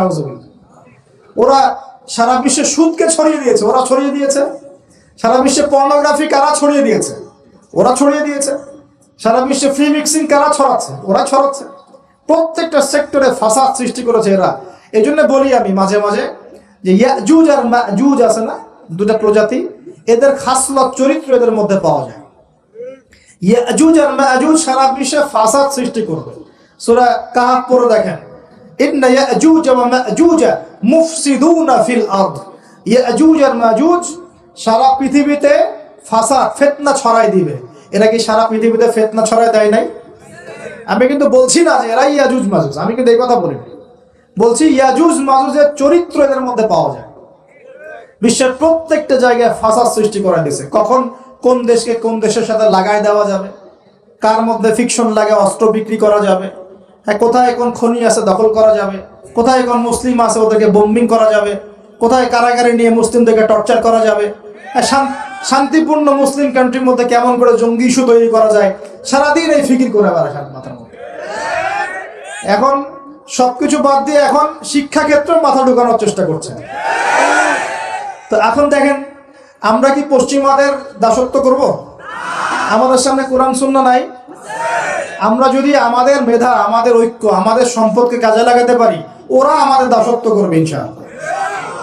আপনাদের কি মনে হয় এগুলো শুধু স্লোগান দিচ্ছে? 1150 বছর 1200 বছর এই বিশ্বটাকে মুসলিমরা শাসন করেছে। ইতিহাস পড়ে দেখেন না একটু। রাসূল সাল্লাল্লাহু আলাইহি ওয়াসাল্লামের নবুয়ত থেকে নিয়ে, এই মক্কা বিজয় থেকে নিয়ে প্রায় 1100-1200 বছর এই বিশ্বটাকে শাসন করেছে মুসলিমরা। এই ইতিহাসগুলো মুসলিম যুবকদেরকে কারা শেখাবে, কারা বলবে, কে মনে করাই দিবে? বিগত 100 বছরে আজকে আমাদের এই অবস্থা হয়েছে। কেন হয়েছে? এই যে বললাম, আমরা তাওহীদ থেকে সরে আসছি, সুন্নত থেকে সরে আসছি, আমরা এখন মাদকের পিছনে ছুটছি, আমরা নামাজ ছেড়ে দিয়েছি, কোরআন ছেড়ে দিয়েছি। এই যে দেখেন কতজন মানুষ হাত তুললো যে কোরআন পড়তে পারে না, অথচ সাহাবীদের যুগে মনে হয় মশাল নিয়ে একজনকে খুঁজে পাওয়া যাবে না যে কোরআন পড়তে পারে না। ওই যে আপনার আন্দালুসের একটা ঘটনা আছে, বাদশাহ মেয়ের বিয়ে দিবে, এখন সবাইকে বলেছে যে আমি মেয়ের বিয়ে দিব, ছেলে খুঁজতেছি। এখন আমি চাই যে একজন হাফেজে কোরআন ছেলের সাথে আমার মেয়ের বিয়ে দিব। যাদের ঘরে হাফেজে কোরআন ছেলে আছে সবাই রাত্রেবেলা মশাল জ্বালাবে, একটা করে মশাল জ্বালিয়ে রাখবে। এখন বাচ্চা রাতের বেলা গভীর রাতে এই টাওয়ারের উপর উঠেছে, উঠে দেখে তার রাজ্যের প্রতিটা বাসায় মশাল জ্বলছে, মানে সবাই কোরআনে হাফেজ। পরের দিন শর্ত দিল যে সবাই তো কোরআনে হাফেজ, এখন আমি কার সাথে আমার মেয়ের বিয়ে দেবো? কোরআনের মুফাসসির যারা তার সাথে দিব। পরের দিন যখন উনি টাওয়ারে উঠেছেন, দেখেন যে সব ঘরে মশাল জ্বলছে, এখন সবাই কোরআনে তাফসীর করতে যাবে। তারপর দিন আরো কঠিন শর্ত দিয়েছে যে হাদিসের উপর গবেষণা কারা করেছে, হাদিস বেত্তা কারা, এবার কোরআন হাফেজ, তাফসীর এবং হাদিস জানে কারা। এবার দেখা গেছে অর্ধেক আলো জ্বলতেছে ঘরের, পুরো দেশের অর্ধেক আলো জ্বলতেছে। এইভাবে প্রায় 8-10টা ধাপে ধাপে তিনি জামাই সিলেক্ট করেছেন। জামাই পেতে এত কষ্ট, সবাই ভালো মানুষ, এর মধ্যে ভালো কোথায় খুঁজে বের করবে? তো দেখেন, আমরা যে ইসলাম থেকে সরে আসছি, এই কারণে আজকে বিগত 100 বছরে আমাদের এই অবস্থা হয়েছে। আল্লাহ পাক আমাকে এবং আপনাদের সবাইকে 5 ওয়াক্ত নামাজি বানায় দেন, দোয়া করি। এই নবীর সুন্নতের পাবন বানিয়ে দেন, পরিপূর্ণ ইসলাম পালনের তৌফিক দান করেন, এবং পরিস্থিতি বুঝে ইসলামকে নিয়ে মধ্যম পন্থায় এগিয়ে যাওয়ার তৌফিক দান করেন, এবং শৈথিল্যতাবাদীও হবেন না, চরম পন্থাও যাবেন না। এই দুটো পথই খারাপ। এগ্রেসিভলি কিছু করে কোনো লাভ নাই। আর আপোষে, একটা কান্ট্রির মধ্যে, রাষ্ট্রের মধ্যে আপোষে মারামারি কাটাকাটি করে কোনো ফায়দা নেই, বরং উম্মার ঐক্যটা নষ্ট হয়ে যাবে। বরং সবার জন্য শুভ কামনা রাখবেন, সবার জন্য দোয়া করবেন। কারো যদি ভুল হয় সেটাকে গঠনমূলকভাবে মন থেকে মহব্বত নিয়ে ধরায় দেওয়ার চেষ্টা করতে হবে। আল্লাহ রাব্বুল আলামিন আমাদের সবার মধ্যে ঐক্য দান করুন, বলি আমিন।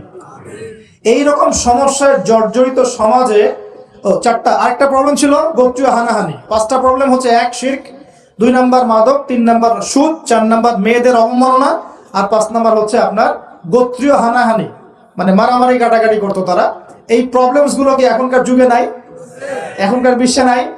আচ্ছা, এরকম একটা সমাজে আমাদের নবীকে আল্লাহ পাক নবী করে পাঠালেন, বলেন সুবহানাল্লাহ। এখন ওই সমাজে থেকেও কি নবীজি পাপের সাথে যুক্ত হয়েছিলেন?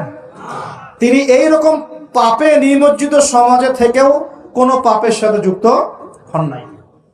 এবার নবী সাল্লাল্লাহু আলাইহি ওয়াসাল্লাম প্রথম ওহী প্রাপ্ত হলেন সূরা আলাকের প্রথম 5টা আয়াত। আল্লাহ পাক বলছেন, ইকরা বিসমি রাব্বিকাল্লাযী খালাক, পড়ুন আপনার রবের নামে যিনি আপনাকে সৃষ্টি করেছেন।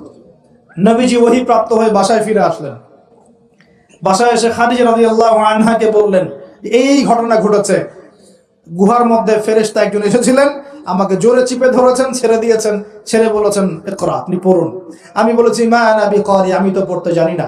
আবার চিপে ধরেছে, আবার ছেড়ে দিয়েছে, বলছে পড়ুন। নবীজি বলছেন মা আনা বিকারি, আমি তো পড়তে জানি না। আমাদের নবীজি কিন্তু পড়তে জানতেন না।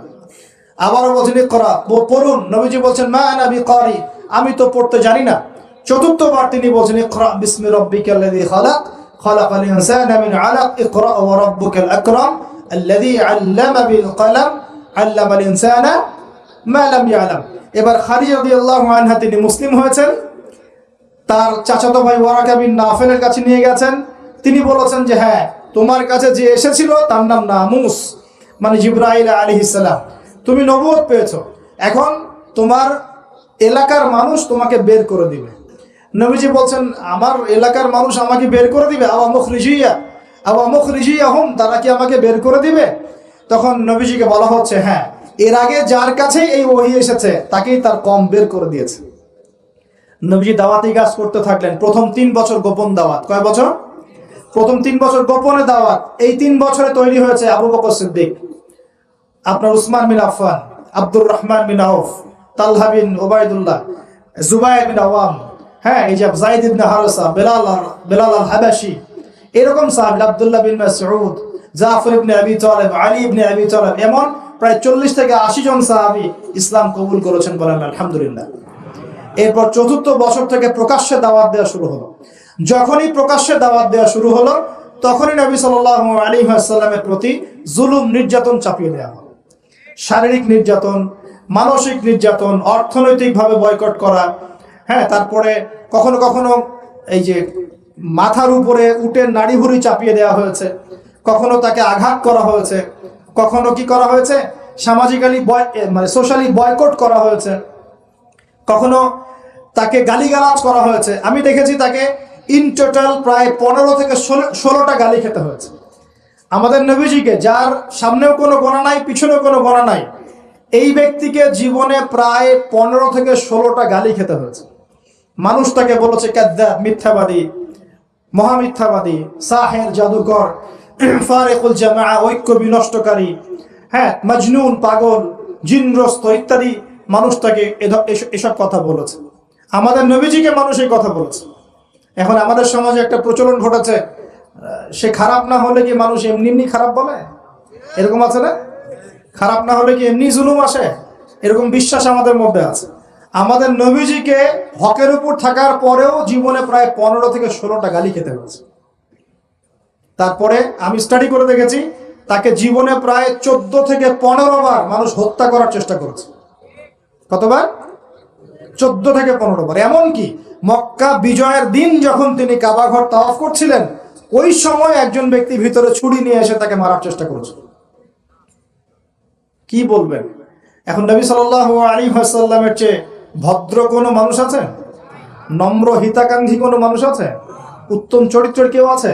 তাহলে তার জীবনে এমন কেন হয়? উত্তর, যখন আপনি পরিপূর্ণ হকের উপর থাকবেন, তখন আপনাকে চতুর্দিক থেকে বাধা পেতে হবে। আপনার পরিবার থেকে বাধা আসবে, আপনার বন্ধু মহল থেকে বাধা আসবে, আপনার কোনো সময় দেখা যাবে স্ত্রী শত্রু হয়ে যাচ্ছে, সন্তান শত্রু হয়ে যাচ্ছে, হ্যাঁ, সমাজে আপনি চলতে যাচ্ছেন, সমাজের মানুষ আপনাকে সেভাবে গ্রহণ করছে না, আপনি আনসোশ্যাল হয়ে যাচ্ছেন, অনেক সমস্যা হতে পারে। তবে এরপরেও কি হক ছেড়ে দেওয়া যাবে? আল্লাহ পাক সবাইকে হকের উপর থাকার তৌফিক দান করুন। এখন এইভাবে চলতে চলতে এক পর্যায়ে নির্যাতনের মাত্রা এত বেশি হলো যে সাহাবীরা নবীর কাছে এসে বলছেন, ইয়া রাসূলুল্লাহ, তাদের প্রতি বদদোয়া করেন যাতে আল্লাহ তাদেরকে ধ্বংস করে দেন। তখন নবীজি বলছেন, দেখো, তোমরা খুব তাড়াহুড়া করছো, আমি তোমাদেরকে জানিয়ে দিচ্ছি, আল্লাহ পাক এই দিন ইসলামকে মাশরিক মাগরিব পর্যন্ত পৌঁছে দিবেন। এমনকি একটা কাঁচা ঘর, একটা পাকা ঘর বাদ থাকবে না যেখানে আল্লাহ পাক লা ইলাহা ইল্লাল্লাহ কালিমা ঢুকিয়ে দিবেন না। কিন্তু তোমরা খুব তাড়াহুড়া করছো। তখন তিনি সাহাবীদেরকে বললেন, তোমরা আবিসিনিয়ায় হিজরত করো। কোন জায়গা ভাই?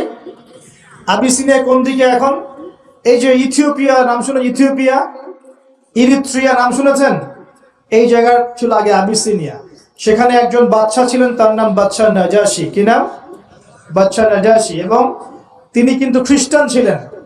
এই সমকামীদের মতো খ্রিস্টান ছিলেন না, যারা ঈসা আলাইহিস সালামকে আল্লাহর সন্তান বলে এইরকম খ্রিস্টান ছিলেন না। তিনি একজন সৎ খ্রিস্টান ছিলেন। নবীজি নিজে বলেছেন যে বাদশা নাজাশির দরবারে তোমরা যাও, সেখানে কোনো মানুষ জুলুমের শিকার হয় না। নবী স্টেটমেন্ট দিচ্ছেন তার সম্পর্কে। এমনকি এই ব্যক্তি যখন মারা গেছেন, তখন আমাদের নবী তার গায়েবানা জানাজার নামাজও পড়িয়েছেন। চিন্তা করতে পারেন, ওইখানে জাফর রাদিয়াল্লাহু আনহু সাহাবীদেরকে নিয়ে হিজরত করেছেন এবং তারা সেখানে থাকতে লাগলেন, তাদের কোনো ক্ষতি হয়নি। এরপর নবী সাল্লাল্লাহু আলাইহি ওয়াসাল্লাম তায়েফে গিয়েছেন। কোথায়? তায়েফ। তায়েফে তিনজন বড় বড় গোত্র নেতা ছিল। কয়জন ভাই? এগুলো শিখে নেন ক্লাসের মতো। একজনের নাম ছিল আব্দে ইয়ালাইল। কি নাম? আব্দে ইয়ালাইল। একজনের আব্দে মাসউদ, আর একজনের নাম হচ্ছে হাবিব বিন আমর। এই তিনজন বড় বড় গোত্র নেতা ছিল। থাকে না কমিটির নেতা বড় বড়, এরকম তিনটা নেতা। এরা যদি ইসলাম কবুল করত তাহলে তায়েফবাসীর সবার সাপোর্ট নবীজি পেতেন, সবার সাপোর্ট নবীজি পেতেন। কিন্তু এই তিনজনের কেউই ইসলাম কবুল করে নাই, বরং তায়েফবাসীদের মধ্যে ছোট ছোট যুবকদেরকে লেলিয়ে দেওয়া হয়েছে নবীজিকে মারার জন্য। তারা নির্মমভাবে আমাদের নবীকে আঘাত করেছে, পাথর দিয়ে আঘাত করেছে এবং দাড়ি মাথা ফেটে এই দিক দিয়ে রক্ত পড়তে পড়তে পায়ের জুতা পর্যন্ত আটকে গিয়েছিল। আমাদের নবী ইসলাম এমনি এমনি আসে নাই। আমরা তো ফ্রি ফ্রি ইসলাম পেয়েছি, বুঝতে পারিনি ইসলাম কেমনে আসছে। যদি বুঝতাম, সাহাবীরা তো দেখেছেন ইসলাম কিভাবে এসেছে, এই কারণে জীবন দিয়ে দিলেও ইসলাম থেকে সরতেন না। আমরা তো আসলে বুঝতে পারছি না ইসলাম কত কষ্ট করে এখানে আসছে। এবার নবী সাল্লাল্লাহু আলাইহি ওয়াসাল্লাম একটা আঙ্গুর বাগানে বসে একটা দোয়া করেছিলেন আল্লাহর কাছে। এটাকে মাজলুমের দোয়া বলা হয়। ওই সময় জিবরাইল আলাইহিস সালাম এবং পাহাড় পর্বতের ফেরেশতা এসেছিলেন, এসে বলেছিলেন, ইয়া রাসূলুল্লাহ, খালি একবার বলেন তাহলে এই তায়েফবাসীকে দুই পাহাড়ের মাঝখানে ফেলে পিষে দিব একেবারে।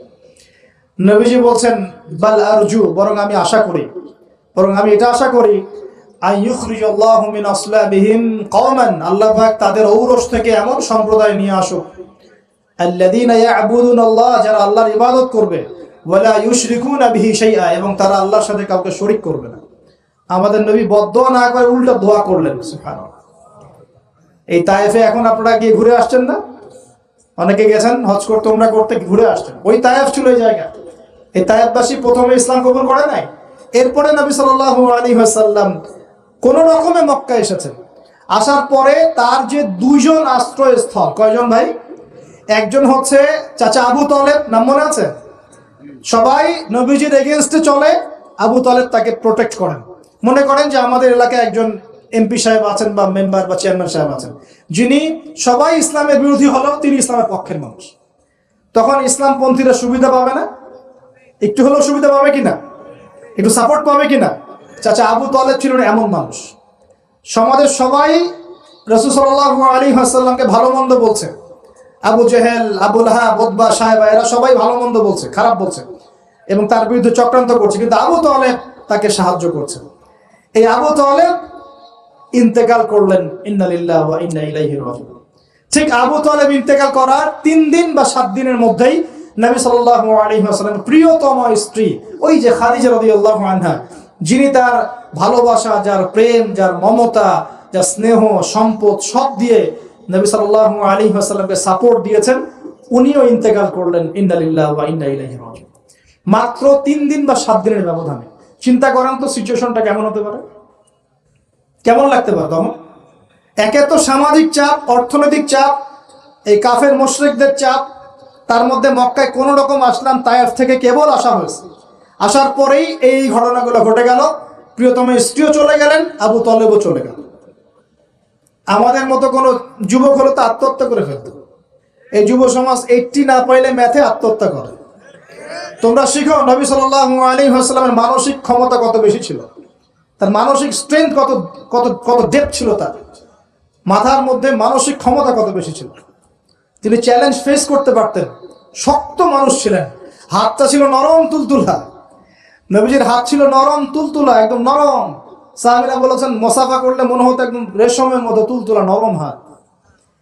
কিন্তু সেই হাতে যখন তিনি তরোয়াল ধরতেন শক্ত হয়ে যেত। কথা বুঝতে পারছেন না মনে হয়? নরম হাতের অধিকারী, কিন্তু ভিতরের কলব ঈমান একদম চট্টানের মতো, পাহাড়ের মতো শক্ত। মানসিক ক্ষমতা পাহাড়ের মতো শক্ত। তো তিনি কি ভেঙে পড়লেন? কিন্তু মনে তো কষ্ট পেয়েছেন। এর জন্য এই বছরটার নাম হচ্ছে আমুল হুজন। কি নাম ভাই? আমুল হুজন, মানে কষ্টের বছর। ঠিক এই সময় এই জন্য নবীজি কষ্ট পেয়েছেন, মনে কষ্ট পেয়েছেন। তার আশ্রয়স্থলগুলো একটা একটা করে শেষ হয়ে গেল, তিনি এখন মনোকষ্টে ভুগছেন।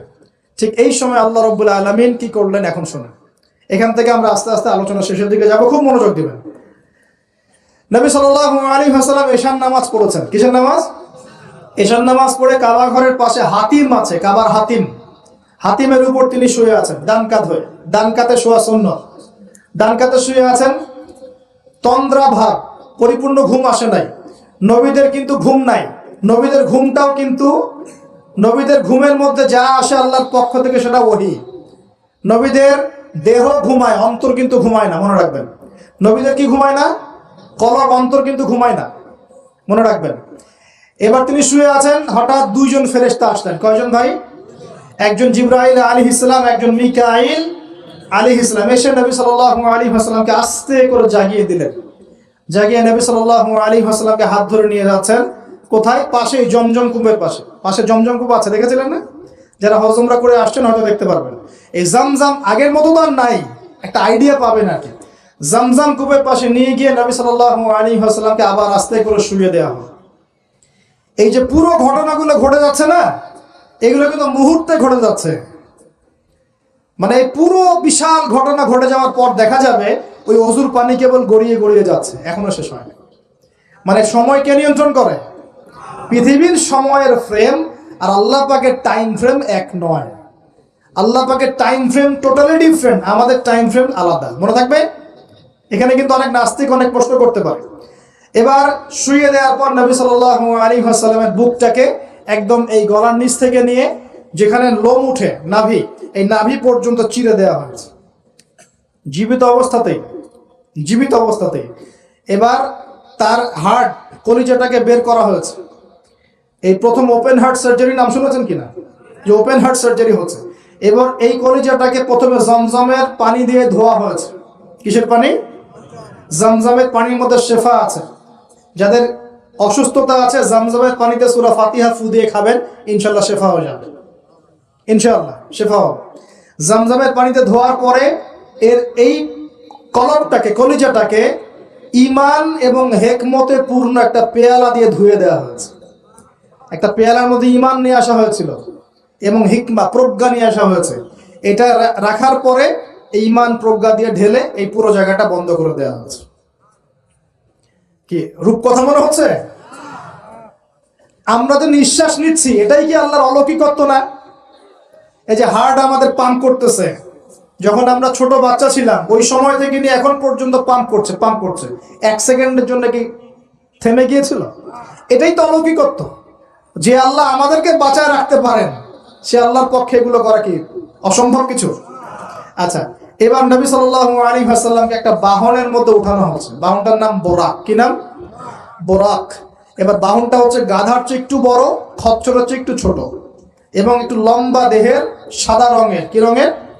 এবার নবীজি এখানে উঠতে যাচ্ছেন, বাহনটা একটু ফাপড় নিল, একটু ভাব দেখালো আর কি। ভাব দেখানো বোঝেন কিনা? ওই যে আপনার গার্লফ্রেন্ড আপনার সাথে যা দেখায় আর কি। আছে তো গার্লফ্রেন্ড না ভাই? আলহামদুলিল্লাহ। তাহলে স্ত্রী তো দেখায়। স্ত্রী ভাব দেখালে সবর করতে হবে। কি করতে হবে? স্ত্রী ভাব দেখালে সবর করতে হবে, চুপ থাকতে হবে। এগুলো টিপস শেখেন, নাহলে পরে সমস্যা হতে পারে। স্ত্রী ভাব দেখাতে পারে, তখন সবর করতে হবে, চুপ থাকতে হবে। পরে দেখবেন ভাব নিজেই আবার ঠান্ডা হয়ে গেছে ইনশাআল্লাহ। ঠিক আছে? আর নিজে গরম হয়ে গেলে সমস্যা। আপনি গরম হয়ে গেলে পুরো একদম তরকারি পুরো যাবে একেবারে। কথা বুঝতে পারছেন? আল্লাহ বোঝার তৌফিক দান করুন। বোরাকটা ভাব নিচ্ছে আর কি। এখন বোরাককে জিবরাইল আলাইহিস সালাম বলছেন, এই শোনো, তোমাকে সৃষ্টি করার পর থেকে, ভালো করে শোনেন, তোমাকে সৃষ্টি করার পর থেকে মুহাম্মদ সাল্লাল্লাহু আলাইহি ওয়াসাল্লামের চেয়ে শ্রেষ্ঠ কোনো মানুষ তোমার গায়ে পা দেয় নাই। বলেন আল্লাহু আকবার। বলেন আল্লাহুম্মা সাল্লি আলা মুহাম্মদ, আল্লাহুম্মা বারিক আলা মুহাম্মদ। তোমাকে সৃষ্টি করার পর থেকে মুহাম্মাদের চেয়ে সাল্লাল্লাহু আলাইহি ওয়াসাল্লাম শ্রেষ্ঠ কোনো মানুষ তোমার পিছে ওঠে নাই। সুবহানাল্লাহ। জান্নাত থেকে বাহনটা নিয়ে আসা হয়েছে। কোত্থেকে? জান্নাত থেকে। এবার তিনি বোরাকে উঠলেন। বোরাক, ও আচ্ছা, বোরাক এই কথা শুনে কি করলো? বোরাক এই কথা শুনে ভাব তো চলে গেলই গেল, ও ঘামা শুরু করেছে, ঘামা শুরু করেছে, ঘামতে শুরু করেছে। অনেক সময় হয় না যে বড় কোনো ব্যক্তির সামনে গিয়ে মানে থরথর করে কাঁপা শুরু করেছে, ও ঘামা শুরু করেছে। এবার নবী সাল্লাল্লাহু আলাইহি ওয়াসাল্লাম উঠে বসলেন, বিসমিল্লাহ। এবার চলছে। কোথার দিক, কোন উদ্দেশ্যে চলছে? ওই যে জেরুজালেম, নাম শুনেছেন কিনা? ওই যে জায়গাটা ইহুদিরা এখন দখল করে রাখছে আর কি। এবং তারা দাবি করে ওই জায়গা নাকি ওদেরই। মসজিদুল আকসাকে সরিয়ে এখন টেম্পল নির্মাণ করার চেষ্টা করছে আর কি। লাস্ট কয়েকদিন দেখলাম যে ওখানে খুব বোম্বিং হচ্ছে, ফিলিস্তিনি ভাই বোনদেরকে মারা হচ্ছে, বাচ্চাদেরকে মারা হচ্ছে, আর বলছে ফিলিস্তিন থেকে দেখলেই গুলি করে মেরে ফেলতে হবে। ওরাই তারা, আমি তো বারবার বলি আপনারা বিশ্বাস করেন না অনেকে, এরাই তারা যারা দাজ্জালকে অনুসরণ করবে, দেখে নিয়ে সামনে, এবং এদেরকে নিয়ে দাজ্জাল বিশ্বটাকে শাসন করবে। বিশ্ব কেউ একা শাসন করতে পারে না, অনুসারী লাগে, এরাই তাদের অনুসারী, যারা বিশ্বের বড় বড় ডিপার্টমেন্ট এখন নিয়ন্ত্রণ করছে। ঠিকই, অবশ্যই নিয়ন্ত্রণ করছে, ভিতরে ভিতরে, আপনারা বুঝতে পারছেন না। এবার ওই দিকে ছুটলো বোরাক। কিভাবে ছুটলো? নবীজি বলছেন সাল্লাল্লাহু আলাইহি ওয়াসাল্লাম, আমাদের চোখের সীমা যতদূর পর্যন্ত যায়, বোরাকের একটা পাই ততদূর পর্যন্ত যাচ্ছে। কখনো সূর্যাস্ত দেখেন নাই? কতদূর পর্যন্ত তাকানো যায়? ওই যে সূর্য ডুবছে অতদূর পর্যন্ত বোরাকের একটা পা চলে যাচ্ছে। নিঃসন্দেহে আলোর বেগের চেয়ে বেশি বেগে যাচ্ছে সে। যদি যারা ফিজিক্স পড়ছেন, এই যে অ্যাস্ট্রোনমি নিয়ে পড়াশোনা করছেন, আপনারা তো জানেন আলোর বেগের চাইতেও যদি দ্রুতগামী কোনো বাহন আবিষ্কার করা যায়, তাহলে সময়ের চেয়ে বেশি দূরে যাওয়া যাবে না? যাওয়া যাবে। বোরাকের গতি নিঃসন্দেহে আলোর গতির চেয়ে বেশি ছিল। এবার নবী সাল্লাল্লাহু আলাইহি ওয়াসাল্লাম বলছেন যে আমরা যখন বাইতুল মাকদাস বা ওই যে বাইতুল মাকদিস, ওই যে মসজিদুল আকসার ওখানে গেলাম, জিবরাইল আলাইহিস সালাম একটা পাথরের মধ্যে ফুটা করলেন, সেই পাথরের মধ্যে ফুটা করে বোরাকটাকে বেঁধে রাখলেন। আর এই পাথরের ফুটার মধ্যেই সমস্ত নবী রাসূল, এই পর্যন্ত যত নবী রাসূল এসেছেন, ওই ফুটার মধ্যেই তাদের বাহনকে বেঁধে রাখতেন। সুবহানাল্লাহ। এবার নবীজি মসজিদে ঢুকলেন, ঢুকে দেখছেন একজন মানুষ নামাজ আদায় করছেন, একটু লম্বা গড়নের, ছিপছিপে দেহ, তো লম্বা, চুলগুলো কোকড়ানো কানের লতি পর্যন্ত। মনে থাকবে, চুলগুলো কোকড়ানো কি পর্যন্ত? তোমাদের মতো ছেলা নয় ডান বাম, কানের লতি পর্যন্ত চুল, ছিপছিপে দেহ, লম্বা, শানুয়া গোত্রের মতো। নবীজি বলছেন অনেকটা শানুয়া গোত্রের মানুষের মতো। শানুয়া গোত্র কারা একটু দেখে নিবা অনলাইনে। এখন নবী সাল্লাল্লাহু আলাইহি ওয়াসাল্লাম জিজ্ঞাসা করছেন উনি কে? জিবরাইল আলাইহিস সালাম বলছেন উনি হচ্ছেন নবী মূসা আলাইহিস সালাম। আল্লাহ বা কিভাবে এটা করলেন আল্লাহ ভালো জানেন, এটা আমরা ব্যাখ্যা করতে পারবো না। নবী মূসা আলাইহিস সালাম নামাজ পড়ছেন, আরেকজনকে দেখলেন তার গড়ন কিছুটা মাঝারি ধরনের, চুলগুলো হচ্ছে সিল্কি, মানে স্ট্রেট চুল, লম্বা, এবং সোনালী রঙের। কি রঙের? সোনালী। এবং গায়ের কালারটা হচ্ছে সাদা এবং লালের মিশ্রণে গঠিত। নবীজি জিজ্ঞাসা করলেন উনি কে? তাকে বলা হচ্ছে উনি হচ্ছেন নবী ঈসা আলাইহিস সালাম। এবার নবী সাল্লাল্লাহু আলাইহি ওয়াসাল্লাম সমস্ত আম্বিয়া কেরামের সামনে চলে গেলেন এবং সমস্ত নবীদেরকে নিয়ে 2 রাকাত নামাজ পড়লেন। সুবহানাল্লাহ। নবীদের ইমাম কে? আমাদের নবী কাদের ইমাম? নবীদের ইমাম। আর সেই নবীর সুন্নাত পালন করতে আমাদের এত কষ্ট হয়, হ্যাঁ ভাই? লজ্জা লাগে, দাঁড়িয়ে রাখলে লজ্জা লাগে না? টাকটুর উপর কাপড় তুলে লজ্জা লাগে? আস্তাগফিরুল্লাহ, আল্লাহ আমাদেরকে মাফ করুক। আমরা সর্বশ্রেষ্ঠ মানুষের উম্মত, সর্বশ্রেষ্ঠ নবীর উম্মত। আল্লাহ পাক আমাদেরকে যোগ্য উম্মত হওয়ার তৌফিক দান করুন। নবীজি নামাজ পড়লেন, নামাজ শেষ। আরেকটা কথা, আরেকজনকে নবীজি দেখলেন, তার অবয়ব সম্পর্কে তিনি বলছেন দেখতে হুবহু আমার মতোই। নবীজি বলছেন দেখতে হুবহু আমার মতোই। জিজ্ঞাসা করলেন তিনি কে? জিবরাইল আলাইহিস সালাম বলছেন তিনি হচ্ছেন নবীগণের পিতা ইব্রাহিম আলাইহিস সালাম। ইব্রাহিম আলাইহিস সালামের দেহের গঠন, চেহারা একদম আমাদের নবীর মতো ছিল। সুবহানাল্লাহ। হয়তোবা এই কারণেই, হয়তোবা আল্লাহ ভালো জানেন, আমরা কিন্তু দরুদে কার নাম পড়ি? নবীর নামের সাথে ইব্রাহিম আলাইহিস সালামের নাম পড়ি, এবং তার জীবনীর সাথে আমাদের নবীর জীবনী কিন্তু হুবহু মিল আছে। আমাদের নবীজিকে হিজরত করতে হয়েছে, ইব্রাহিম আলাইহিস সালামকে করতে হয়েছে।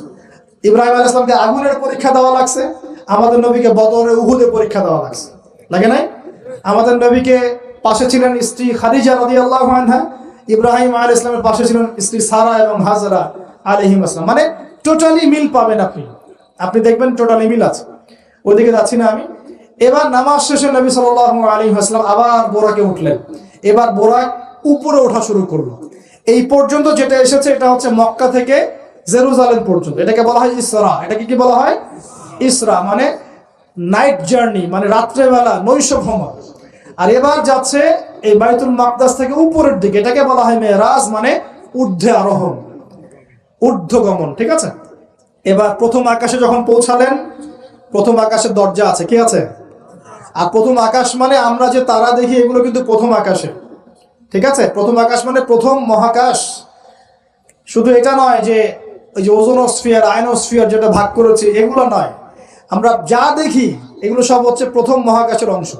এখানে দরজা আছে একটা, আমরা দেখতে পারি না। এখানে গিয়ে জিবরাইল আলাইহিস সালাম দাঁড়িয়ে গেলেন, নবী সাল্লাল্লাহু আলাইহি ওয়াসাল্লাম দাঁড়িয়ে গেলেন। ওই দিক থেকে আওয়াজ আসছে যে কে? জিবরাইল আলাইহিস সালাম বলছেন যে আমি জিবরিল। আপনার সাথে কে? বলা হচ্ছে আমার সাথে হচ্ছে বিশ্বনবী মুহাম্মদ রাসূলুল্লাহ সাল্লাল্লাহু আলাইহি ওয়াসাল্লাম। আপনাকে কি পাঠানো হয়েছিল তাকে আনার জন্য? তিনি বলছেন হ্যাঁ। তিনি বলেছেন হ্যাঁ, বাস হ্যাঁ, কারণ তিনি সাদিকুল আমিন।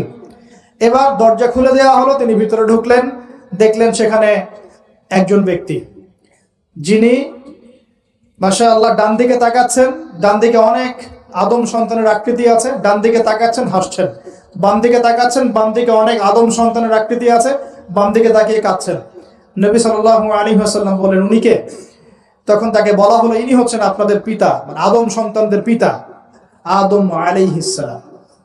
আদম আলাইহিস সালাম নবীকে দেখে সালাম দিলেন। আদম আলাইহিস সালাম নবীকে সালাম দিলেন, নবীও সালামের প্রত্যুত্তর করলেন এবং আদম আলাইহিস সালাম তার জন্য দোয়া করলেন। তিনি উঠে গেলেন আরো উপরে। এবার দ্বিতীয় মহাকাশে যখন চলে গেছেন, এই দ্বিতীয় মহাকাশ পর্যন্ত সায়েন্স যেতে পারে নাই, কেউই পারেনি আল্লাহ রাসূল সাল্লাল্লাহু আলাইহি ওয়াসাল্লাম ছাড়া। এখানে গিয়ে তিনি দেখলেন সিমিলারলি দুজন বসে আছেন। কয়জন? দুজন। এবং দুজন এর পরিচয় জিজ্ঞাসা করলে জিবরাইল আলাইহিস সালাম বললেন ইনি হচ্ছেন ঈসা আলাইহিস সালাম আর ইনি হচ্ছেন ইয়াহইয়া আলাইহিস সালাম। দুজনের মাঝে কি সম্পর্ক? খালাতো ভাই। কি সম্পর্ক? খালাতো ভাই। এখানে বলে রাখি দুজনের মিলটা কি? এই দুজনকেই ইহুদিরা হত্যা করার চেষ্টা করেছে। ঈসা আলাইহিস সালাম এবং ইয়াহইয়া আলাইহিস সালাম উভয়কেই কারা হত্যা করার চেষ্টা করেছে? ইয়াহইয়া আলাইহিস সালামকে তো হত্যা করেই ফেলেছিল, আর ঈসা আলাইহিস সালামকে হত্যা করার চেষ্টা করেছিল, কিন্তু আল্লাহ পাক সেটা হতে দেন নাই। আল্লাহ পাক তাকে উঠিয়ে নিয়েছে। তিনি আবার আসবেন কিনা? কোথায় আসবেন? সিরিয়ায়। কেন আসবেন? কারণ তিনি এই পৃথিবী থেকে দাজ্জাল এবং তার সমস্ত বাহিনীকে মেরে ফেলবেন ইনশাআল্লাহ, এবং প্যালেস্টাইন থেকে সারা বিশ্বে 40 বছর রাজত্ব করবেন ইনশাআল্লাহ। এটা হবে কিনা? বিশ্বাস আছে তো ইনশাআল্লাহ? এটা হবে ইনশাআল্লাহ। এরপর সামনে যান, তৃতীয় আসমানে উঠলেন। সেখানে দেখছেন একজন ব্যক্তি যাকে এই পৃথিবীর অর্ধেক সৌন্দর্য দেয়া হয়েছে। নবীজি বললেন তিনি কি? এত অপরূপ সুন্দর। তখন নবী সাল্লাল্লাহু আলাইহি ওয়াসাল্লামকে বলা হচ্ছে তিনি হচ্ছেন ইউসুফ আলাইহিস সালাম, যাকে এই পৃথিবীর অর্ধেক সৌন্দর্য দেয়া হয়েছে। আমরা সূরা ইউসুফ পড়ি আর মনে করি এটা হচ্ছে ইউসুফ জুলাইখার ঘটনা, তাই না ভাই? আসলে এখানে প্রেম কাহিনী কার? এখানে প্রেম কাহিনী হচ্ছে ইউসুফ আলাইহিস সালাম এবং তার বাবার। ভালো করে পড়ে দেখবেন, এখানে বাবা এবং ছেলের মহব্বতের কাহিনী বর্ণিত হচ্ছে। আর ইউসুফ আলাইহিস সালামের বাহ্যিক সৌন্দর্য নিয়ে আমরা কথা বলি, তার বাহ্যিক সৌন্দর্যের চাইতে তার চরিত্রের সৌন্দর্য ছিল 1000 গুণ বেশি। জেনার অপবাদ দিয়েছে তাকে মানুষ, তিনি নির্দোষ হয়েও বিনা অপরাধে 12 বছর জেল খেটেছেন, তারপরেও তিনি অন্যায় পথে পা বাড়ান নাই, বাড়িয়েছেন। আল্লাহ পাক আমাদেরকে এগুলো বোঝার তৌফিক দান করুন। আরো উপরে উঠলেন, চতুর্থ আসমানে উঠে দেখছেন এখানে আরেকজন একইভাবে আছেন, তার নাম হচ্ছে কি বলেন? ইদ্রিস আলাইহিস সালাম। কি নাম? ইদ্রিস আলাইহিস সালাম। তিনি চতুর্থ আসমানে অপেক্ষা। একইভাবে সবার সাথে কথাবার্তা হলো, সালাম বিনিময় করা হলো, মোবারকের দোয়া করলেন, তিনি আবার উঠে গেলেন। পঞ্চম আসমানে উঠে তিনি দেখছেন ওই ইচ্ছে নবী মুসা আলাইহিস সালাম। কোন নবী? নবী মুসা আলাইহিস সালাম। সবাই সালাম দিচ্ছেন, একইভাবে কথাবার্তা হচ্ছে। ষষ্ঠ আসমানে উঠে দেখছেন হারুন আলাইহিস সালাম, মুসা আলাইহিস সালামের ভাই, মনে আছে? হারুন আলাইহিস সালাম, যিনি ফেরাউনের কাছে দাওয়াত নিয়ে গিয়েছিলেন, মুসা আলাইহিস সালামের সাথে ছিলেন। সপ্তম আসমানে উঠে তিনি দেখছেন একজন ব্যক্তি যার চেহারা একদম নবীর মতোই। বাইতুল মামুর নামে একটা জায়গা আছে, এই জায়গায় হেলান দিয়ে বসে আছে। নবীজি বললেন উনি কে? জিবরাইল আলাইহিস সালাম বলছেন উনি হচ্ছেন আপনার নবীদের সবার পিতা ইব্রাহিম আলাইহিস সালাম। ইব্রাহিম আলাইহিস সালামের আশপাশে অনেক ছোট ছোট বাচ্চা আছে, অনেক ছোট ছোট বাচ্চা। এই বাচ্চাগুলো কারা? এই যে মুসলিম অমুসলিমদের যাদের একদম নাবালক শিশুরা যারা মারা যায়, ওরা কি পাপ করেছে? এই নাবালক ছোট ছোট বাচ্চারা যারা মারা যায়, আল্লাহ রাব্বুল আলামিন তাদের রূহটাকে ওখানে রেখেছেন। তারা ওখানে খেলছে, যখনই ওদের পিতামাতার কথা মনে হয় দৌড় দিয়ে আসে ইব্রাহিম আলাইহিস সালামের কাছে। মনে রাখবেন, বাচ্চাদের সাথে কেন ইব্রাহিম আলাইহিস সালামকে রাখা হলো, এখানে একটা ব্যাখ্যা হতে পারে, আল্লাহু আ'লাম। শিশুদের সাথে থাকতে হলে শিশুর মতো মন থাকতে হয়। বাচ্চাদের সাথে কারা ভালোভাবে মিশতে পারে জানেন? যাদের মনটা বাচ্চাদের মতো, শিশুর মতো সরল হতে হয়, শিশুর মতো হতে হয়, সরল। যাদের মন শিশুর মতো সরল, এদের মনের মধ্যে কিন্তু হিংসা, বিদ্বেষ, রিয়া, অহংকার এগুলো থাকবে না। ইব্রাহিম আলাইহিস সালাম ওই শিশু কুরবানির পরীক্ষা ফেলতে হয়েছিল না? আল্লাহ রাব্বুল আলামিন দেখেন তাকে বাচ্চাদের সাথে রেখে দিয়েছেন। বাচ্চারা ওখানে খেলাধুলা করে, যখনই ওদের বাবার কথা মনে হয়, মায়ের কথা মনে হয়, দৌড় দিয়ে ইব্রাহিম আলাইহিস সালামের কাছে চলে আসে। তিনি আদর করে দেন, আবার চলে যায়। কি চমৎকার দৃশ্য! তিনি হেলান দিয়ে আছেন বাইতুল মামুরে, সালাম করলেন, সালাম করে নবীজিকে বললেন, হে নবী, আপনার উম্মতকে জানিয়ে দিয়েন, আমি আপনাদেরকে সেটা জানিয়ে দিচ্ছি। হে নবী, আপনার উম্মতকে জানিয়ে দিয়েন যে জান্নাত হচ্ছে একটা উর্বর জায়গা, জান্নাতের পানি হচ্ছে মিষ্টি, জান্নাতের মাটি খুব উর্বর, জান্নাতের অনেক জায়গা ফাঁকা পড়ে আছে। আপনার উম্মতকে জানিয়ে দিয়েন এই ফাঁকা জায়গাগুলোতে তারা যদি গাছ লাগাতে চায় তাহলে যেন পড়ে সুবহানাল্লাহ, আলহামদুলিল্লাহ, ওয়ালা ইলাহা ইল্লাল্লাহ, আল্লাহু আকবার, ওয়ালা হাওলা ওয়ালা কুওয়াতা ইল্লা বিল্লাহ। এই মেসেজটা কে দিয়েছেন? ইব্রাহিম আলাইহিস সালাম। এই যে বাইতুল মামুরে হেলান দিয়ে আছেন, এটা কি? নবীজি বলছেন এটা হচ্ছে ফেরেশতাদের ইবাদত করার জায়গা। সুবহানাল্লাহ। কাবা ঘর আছে না আমাদের, এই কাবা ঘরের ঠিক সোজা উপরে বাইতুল মামুর আছে, সপ্তম আসমানের ওখানে। ফেরেশতারা কিভাবে ইবাদত করেন শোনেন। নবীজি বলছেন এই বাইতুল মামুরে প্রতি মুহূর্তে 70,000 ফেরেশতা তাওয়াফ করছে। সুবহানাল্লাহ। ঠিক যেমন এখানে তাওয়াফ হচ্ছে 24 ঘন্টা, তাওয়াফ কি থেমে থাকে? তাওয়াফ থামে না। ঠিক ওইভাবে বাইতুল মামুরে তাওয়াফ থেমে থাকছে না। বাইতুল মামুরে ফেরেশতারা তাওয়াফ করছেন 70,000 ফেরেশতা একই সাথে। আর শুনে রাখেন, যে 70,000 ফেরেশতা একবার তাওয়াফ করার সৌভাগ্য পেয়েছে তারা কিয়ামত পর্যন্ত আর দ্বিতীয়বার চান্স পাবে না। এবার কি চিন্তা করতে পারছেন ফেরেশতাদের সংখ্যা কত কত হতে পারে? আমাদের সংখ্যা তত্ত্বের বাইরে, আমাদের সংখ্যা তত্ত্বের বাইরে। এবার নবী সাল্লাল্লাহু আলাইহি ওয়াসাল্লাম আরো একটু উপরে উঠলেন। এই জায়গার নাম সিদরাতুল মুনতাহা। কি নাম? সিদরাতুল মুনতাহা। এটা হচ্ছে একটা বড়ই গাছ। বড়ই গাছ দেখেছেন তো? এটা নবীজি বলছেন এত চমৎকার এই বড়ই গাছ, এর মধ্যে এত বেশি রং ছিল যে রংগুলোকে আমি ব্যাখ্যা করতে পারবো না। এর পাতাগুলো ছিল হাতির কানের মতো এবং এর ফলগুলো ছিল মটকার মতো বড় বড় এক একটা, এবং এর মধ্যে প্রজাপতি বসেছিল। এই প্রজাপতিগুলোর রং এত চমৎকার যেগুলো আমাদের পৃথিবীর রঙের মতো নয়। মানে এগুলো ব্যাখ্যা করার মতো শব্দ আমাদের কাছে নাই। অ্যামেজিং! এটা কোন জায়গা? আমাদের সবার রূহগুলো যেখানে উঠে যায়। এটা কোন জায়গা? আমাদের সবার নেক আমলগুলো যেখানে উঠে যায়। সবার রূহ, মৃত ব্যক্তিদের রূহ বা আত্মা এবং নেক আমলগুলো এই পর্যন্ত ওঠে, এরপরে সেখান থেকে উঠিয়ে নেওয়া হয়, এরপরে তারা আর যেতে পারে না। একইভাবে উপর থেকে আল্লাহ পাকের কোনো আদেশ আসলে এই সিদরাতুল মুনতাহা পর্যন্ত আসে, এরপর সেখান থেকে নিয়ে আসা হয়। আমি কি বুঝতে পারছি? এই হলো সিদরাতুল মুনতাহা, যেটা ফেরেশতাদের শেষ সীমা। এরপরে ফেরেশতারা আর যেতে পারবেন না।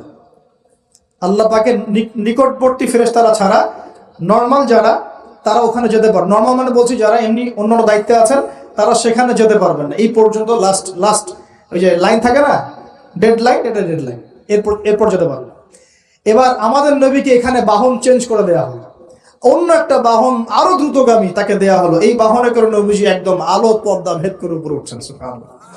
আল্লাহ পাকের একদম কাছাকাছি আসছে। কাছাকাছি আসার পর তিনি বলছেন, আমি তখন শুনতে পেলাম যে আল্লাহ পাকের নিকটস্থ ফেরেশতা যারা আল্লাহর আদেশ লিখে রাখেন, তারা কলম দিয়ে লিখছে আল্লাহর আদেশ। এই কলমের লিখার খসখস শব্দ আমি শুনতে পেলাম। সুবহানাল্লাহ, আল্লাহু আকবার। এবার আল্লাহ রাব্বুল আলামিন তাকে কাছে নিয়ে, শোনেন প্রিয় ভাই, উম্মতে মুহাম্মাদি শুনে রাখো, আল্লাহ পাক 3টা স্পেশাল ওহী করলেন। কয়টা ভাই? 3টা। অন্যান্য অনেক কথা তো হয়েছে, সেগুলো তো আমরা হাদিসের মধ্যে আমরা ডিটেলস বলতে পারছি না, সময় শর্ট। 3টা স্পেশাল ওহী আল্লাহ রাব্বুল আলামিন করেছেন। তার প্রথমটা হচ্ছে নবী সাল্লাল্লাহু আলাইহি ওয়াসাল্লামকে এই জায়গায় 50 ওয়াক্ত নামাজ হাদিয়া গিফট দেওয়া হবে। কত ওয়াক্ত? এবার নবীজি 50 ওয়াক্ত নিয়ে চলে আসছেন। আর পরের দুইটা পরে বলছি। 50 ওয়াক্ত নিয়ে চলে আসছেন। আসার সময় এই যে ষষ্ঠ আসমানে, পঞ্চম আসমানে কার সাথে দেখা? মুসা। কে আমাকে করছে? মুসা আলাইহিস সালাম। তিনি বলছেন আল্লাহ পাক কি দিয়েছেন আপনাকে হাদিয়া? নবী সাল্লাল্লাহু আলাইহি ওয়াসাল্লাম বলেছেন 50 ওয়াক্ত নামাজ। কত ওয়াক্ত? 50 ওয়াক্ত।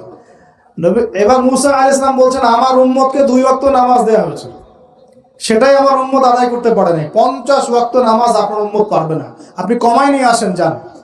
তিনি আবার গেলেন 50 থেকে 45, আবার 45 থেকে 40, 40 থেকে 35, 35 থেকে 30, এই করতে করতে করতে করতে 5 ওয়াক্ত যখন আসলো তখন নবীজিকে বলা হচ্ছে আপনি আরো কমাই নিয়ে আসেন।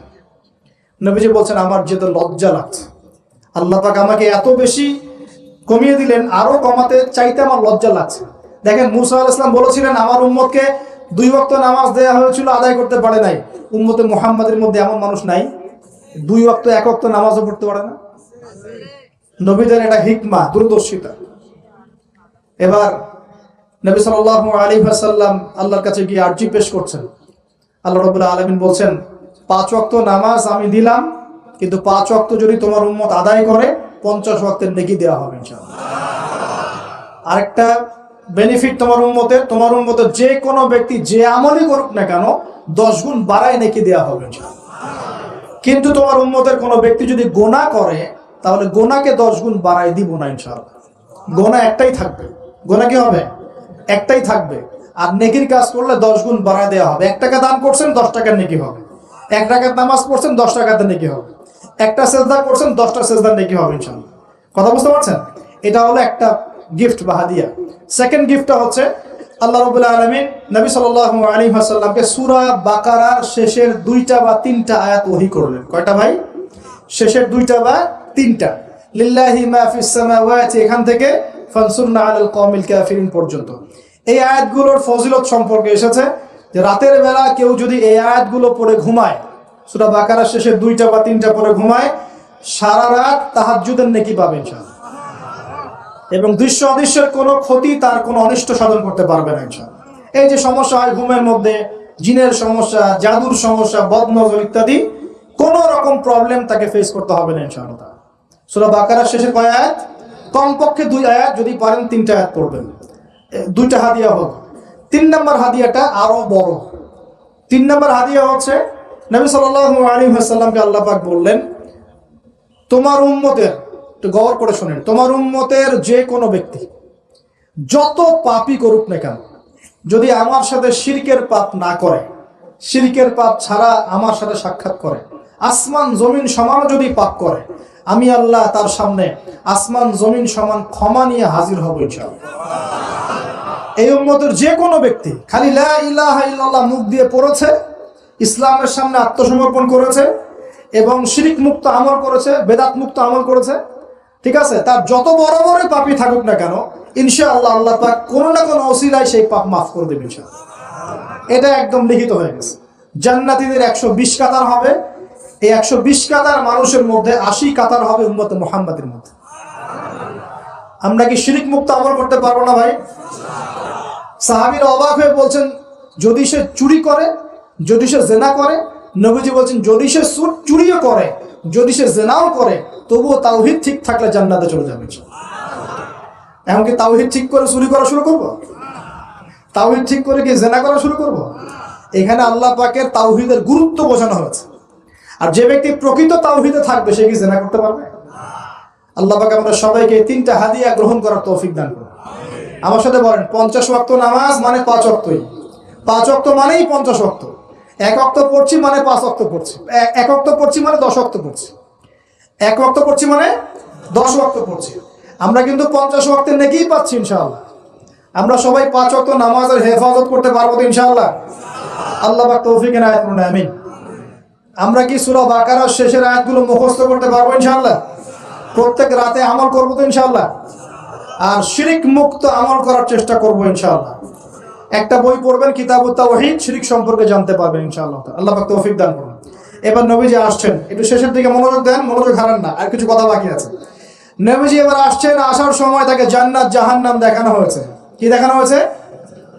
জান্নাত এবং জাহান্নাম। নবীজি বলছেন আমি জান্নাতকে দেখলাম, বিশৃঙ্খলা করেন না, আমি জান্নাতকে দেখলাম, জান্নাতকে দেখলাম, জান্নাতকে ঘিরে রাখা হয়েছে কষ্ট ক্লেশ এগুলো দিয়ে। মানে জান্নাতটা ঘেরা আছে কষ্ট দিয়ে, মানে জান্নাতে যেতে হলে কষ্ট করতে হবে। ঠিক আছে, ফজরের নামাজ উঠতে কষ্ট হয় না? সুদ ছেড়ে দেবো, একটা কষ্ট লাগতেছে না? কষ্ট হবে। আল্লাহর পথে চলতে হলে কিন্তু কষ্ট হবে, মানুষ ভালো মন্দ বলবে, অনেক সমস্যা।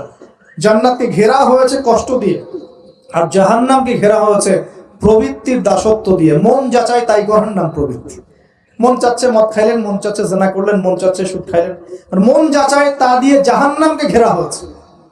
এবার নবীজি বলছেন জাহান্নামে আমি উকি মেরে দেখেছি, জাহান্নামে দেখেছি বেশিরভাগ অধিবাসী, জাহান্নামের বেশিরভাগ মানুষ হচ্ছে উম্মতে মুহাম্মাদের নারী জাতি।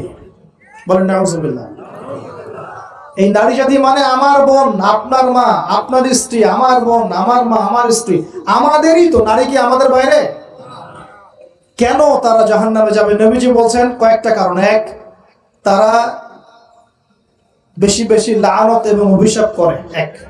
দুই, তারা এমন কিছু কাপড় পরে শেষ জামানায় বাইরে ঘুরবে যে কাপড়গুলো পরেও তারা নগ্ন থাকবে। দুই, অর্থাৎ বেপরদামির কারণে। তিন, তারা বুক পিঠ চাপড়ায়, প্রলাপ বিলাপ করে, এটা একটা কারণ। চার, তারা স্বামীর সাথে কখনো কখনো কুফরি করে। কেমন? স্বামী সারা জীবন যদি তাদের ভরণ পোষণ ভালোবাসা দিয়ে যায়, কোনো একদিন যদি কোনো সমস্যা সৃষ্টি হয়, বলবে যে সারা জীবন তোমার কাছে কিছুই পাইলাম। এই সব কিছুর ঊর্ধ্বে একটা কারণ আছে, এই সব কিছুর ঊর্ধ্বে একটা কারণ আছে, সেটা হলো, শোনেন, তাদের উদ্ধত মস্তকটা আল্লাহ পাকের বিধানের সামনে সহজে অবনত হতে পারে না, চায় না। এগুলো কিন্তু সব মেয়েদের জন্য নয়, উম্মতে মুহাম্মাদির একটা অংশের মেয়েদের জন্য আল্লাহ নবী এইসব কথা বলেছেন। আবার এমনও মেয়ে আছে, শোনেন, এমনও মেয়ে আছে যারা ঈমান আমল টিকে রাখার জন্য না খেয়ে থাকতেও রাজি আছে। এমনও মেয়ে আছে, এমনও বহু দিনী মেয়ে আছে আমাদের সমাজে যারা ঈমান আমল ধরে রাখতে চায়, পরিবার তাকে রাখতে দেয় না। ফেরাউনের ঘরে থেকেও একজন মেয়ে জান্নাতে গিয়েছে, গিয়েছে কিনা? গিয়েছে। অতএব আমরাও যে দুধে দেওয়া তুলসী পাতা এমন নই, আমাদের মধ্যে বহু খারাপই আছে। কিন্তু নবীজি এখানে স্পেশালি বলেছেন যে শেষ জামানার মেয়েরা, নিসাউন কাসিয়াতুন আরিয়া, যারা কাপড় পরে নগ্ন থাকবে, মহিলাতুন মামিলা, যারা অন্যকে আকৃষ্ট করবে, অন্যটিকে আকৃষ্ট হবে, এরা জান্নাতে যাবে না, জান্নাতের গন্ধ পাবে না। নবীজি বলেছেন আমি জাহান্নামে দেখেছি বেশিরভাগ নারী জাতি। এখানে আমার মা, আমার বোন, আপনার মা, আপনার বোনের সতর্ক হওয়ার কি হেদায়েত আছে কি নাই?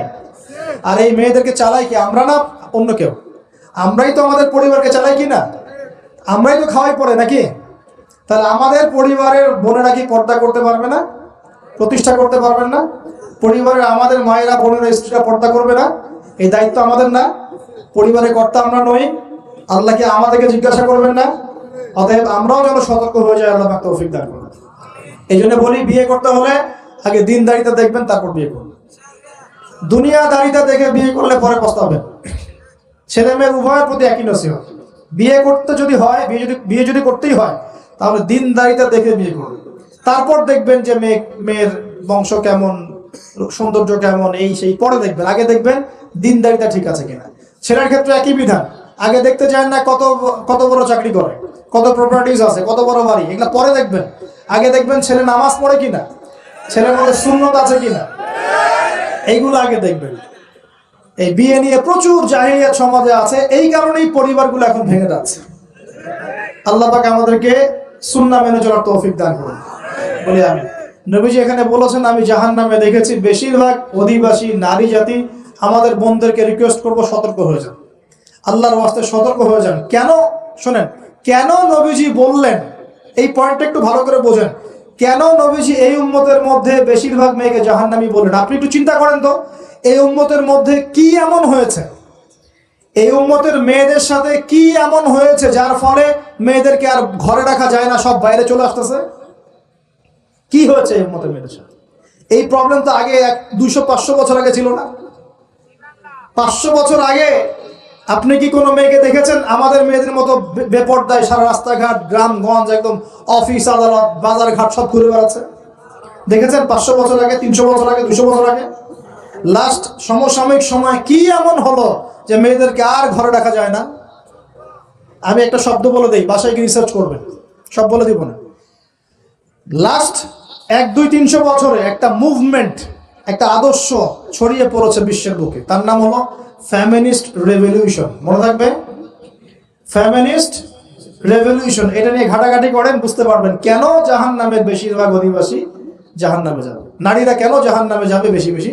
এই মুভমেন্টটা নিয়ে পড়াশোনা করলেই বুঝতে পারবেন। আল্লাহ পাক আমাদেরকে বোঝার তৌফিক দান করুন, অন্তরের চোখ খোলার তৌফিক দান করুন। নবীজি আরো বলছেন, আমি জাহান্নামে গেলাম, জাহান্নাম আমাকে দেখানো হলো এবং সেখানে আমি একজন ফেরেশতাকে দেখলাম। কি দেখলাম?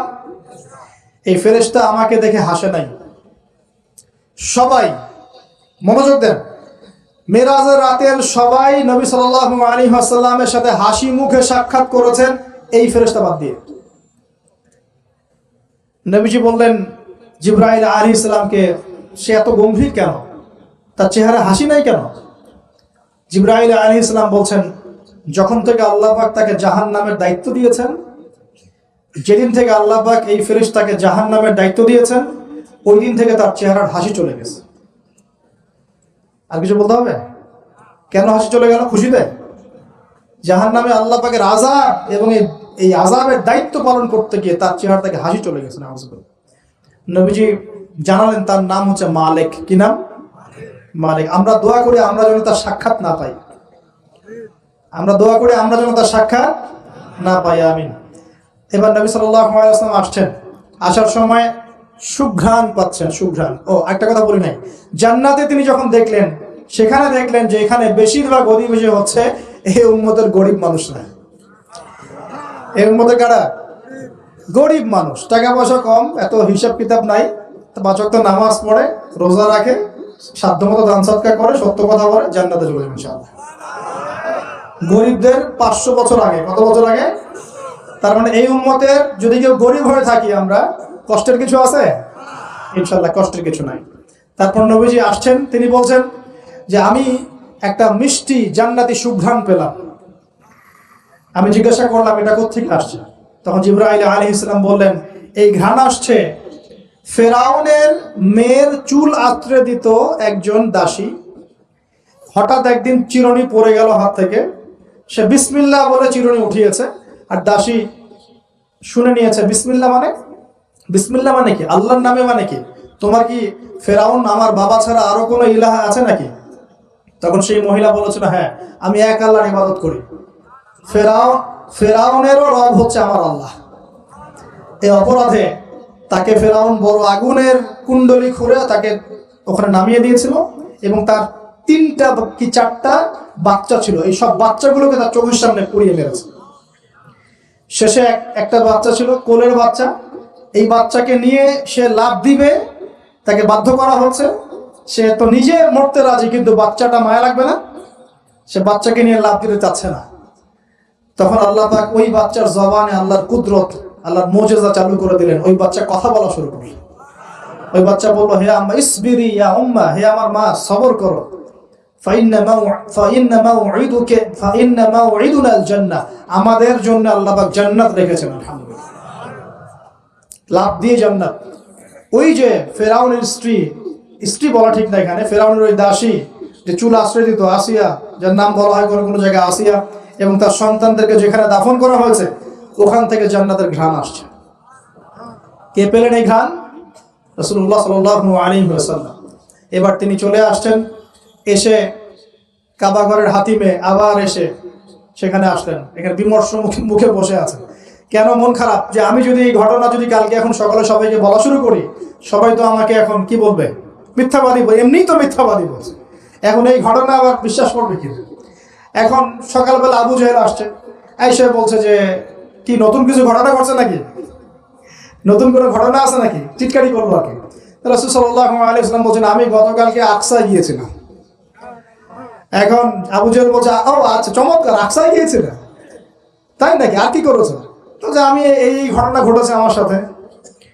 তখন সবাইকে এসে ঢোল পিটায় নিয়ে আসলো, আরে আসো আসো, মুহাম্মদ কি বলে শোনো, দেখো কি বলে, তো পাগল হয়ে গেছে। নাউজুবিল্লাহ। বলছে আকসায় গিয়েছিল, বলো তো আকসায় কি কি আছে। সুবহানাল্লাহ। আল্লাহ রাব্বুল আলামিন এখন যেমন ভিডিও দেখি না আমরা, এইভাবে আল্লাহ রাব্বুল আলামিন মসজিদুল আকসাকে নবীর সামনে তুলে ধরলেন সামনে, এবং নবী সাল্লাল্লাহু আলাইহি ওয়াসাল্লাম দেখে দেখে বলছেন আকসায় কয়টা দরজা আছে, কয়টা জানলা আছে, পূর্ব দিকে কি আছে, পশ্চিম দিকে কি আছে, সিঁড়ি কয়টা, সব বলে দিলেন মাশাআল্লাহ। এরপর আবু বকর সিদ্দিকের সামনে একজন কাফের গিয়ে বলছে, জানো মুহাম্মদ কি বলেছে, মুহাম্মদ এই কথা বলেছে। আবু বকর সিদ্দিক তখন বলছেন যে আমি তো এর চাইতে কঠিন কথা বিশ্বাস করি, আমি তো বিশ্বাস করি যে নবী সাল্লাল্লাহু আলাইহি ওয়াসাল্লামের কাছে আসমান থেকে আল্লাহর ওহী আসে, আর মেরাজের রাতটা এমন কি, আমি তো বিশ্বাস করি আল্লাহ তার সাথে কথা বলেন, আল্লাহ পাকের কথা তার কাছে আসে, আল্লাহর কালাম তার কাছে আসে। ওই দিন থেকে নবী সাল্লাল্লাহু আলাইহি ওয়াসাল্লামের এই সাহাবীর নাম হয়ে গেল আবু বকর সিদ্দিক। এখন এর মাঝখানে আর কয়েকটা কথা হয়েছে, আমাদের নবী পরে হাদিসে জানিয়েছেন, এগুলো বলে শেষ করছি। নবীজি বলছেন আমি যখন মেরাজের রাতে গিয়েছি আমাকে আল্লাহ পাক কিছু আযাব দেখিয়েছেন। কি দেখেছেন ভাই? আমরা দোয়া করি আল্লাহ পাক এই আযাবগুলো থেকে আমাদেরকে বাঁচান, এবং যে পাপের কারণে এই আযাব হয় সে পাপ থেকে আমাদেরকে বাঁচান, বলেন আমিন। আর একটা কথা বলে রাখি, যেহেতু নবীকে এই আযাবগুলো দেখানো হয়েছে, অন্য কোনো নবীকে কিন্তু দেখানো হয় নাই। কাকে দেখানো হয়েছে? আমাদের নবীকে। তার মানে এই পাপগুলো এবং এই আযাব আমাদের উম্মতের মধ্যেই বেশি থাকবে। বুঝতে পারছেন না মনে হয়? এই আযাব এবং পাপগুলো কি অন্য কোনো নবীকে দেখানো হয়েছে? আমাদের নবীকে দেখানোর কারণ কি? কারণ আপনার উম্মতের মধ্যে এই পাপগুলো ছড়াবে বেশি, এবং আপনার উম্মতের একটা অংশ এই আযাবগুলো ভোগ করবে। কি আযাব? নবীজি যাচ্ছেন, দেখছেন, যুবকরা শুনো ভালো করে, নবীজি দেখছেন একটা চুলা, কি ভাই, তন্দুর রুটি দেখেছেন যে চুলায় রান্না করে, ঠিক ওই রকম শব্দই হাদিসে এসেছে, তন্দুর। এই চুলা এমন চুলা যার মাথাটা হচ্ছে সরু, নিচের দিকটা মোটা, নিচে আগুন জ্বলছে, ভিতরে কিছু মানুষ আছে, নিচ থেকে আগুনের দাবদাহ আসছে, যখন এই আগুন আসছে জাহান্নামে তখন তারা ধাউ ধাউ করে উপরে উঠছে, আবার যখন আগুন নেমে যায় তখন তারা নিচে নেমে যায়। নবীজি মর্মান্তিক দৃশ্য দেখে বললেন যে এরা কারা, যাদেরকে এমন আযাব দেওয়া হচ্ছে? জিবরাইল আলাইহিস সালাম বললেন, যুবক ভাই শোনেন ভালো করে, জিবরাইল আলাইহিস সালাম বললেন এরা হচ্ছে আপনার উম্মতের সেই সব ব্যক্তি যারা বিবাহ বহির্ভূত জিনা করেছিল। এই পাপটা মারাত্মক। আল্লাহ পাক আমাদের সবাইকে পাপ থেকে ফিরে আসার তৌফিক দান করুন, এবং এই পাপ যদি করে থাকেন হতাশ হবেন না, তওবা করে আজকেই ফিরে আসবেন। তওবা করলে আল্লাহ পাক যে কোনো পাপ মাফ করে দিবেন ইনশাআল্লাহ, যে কোনো পাপ।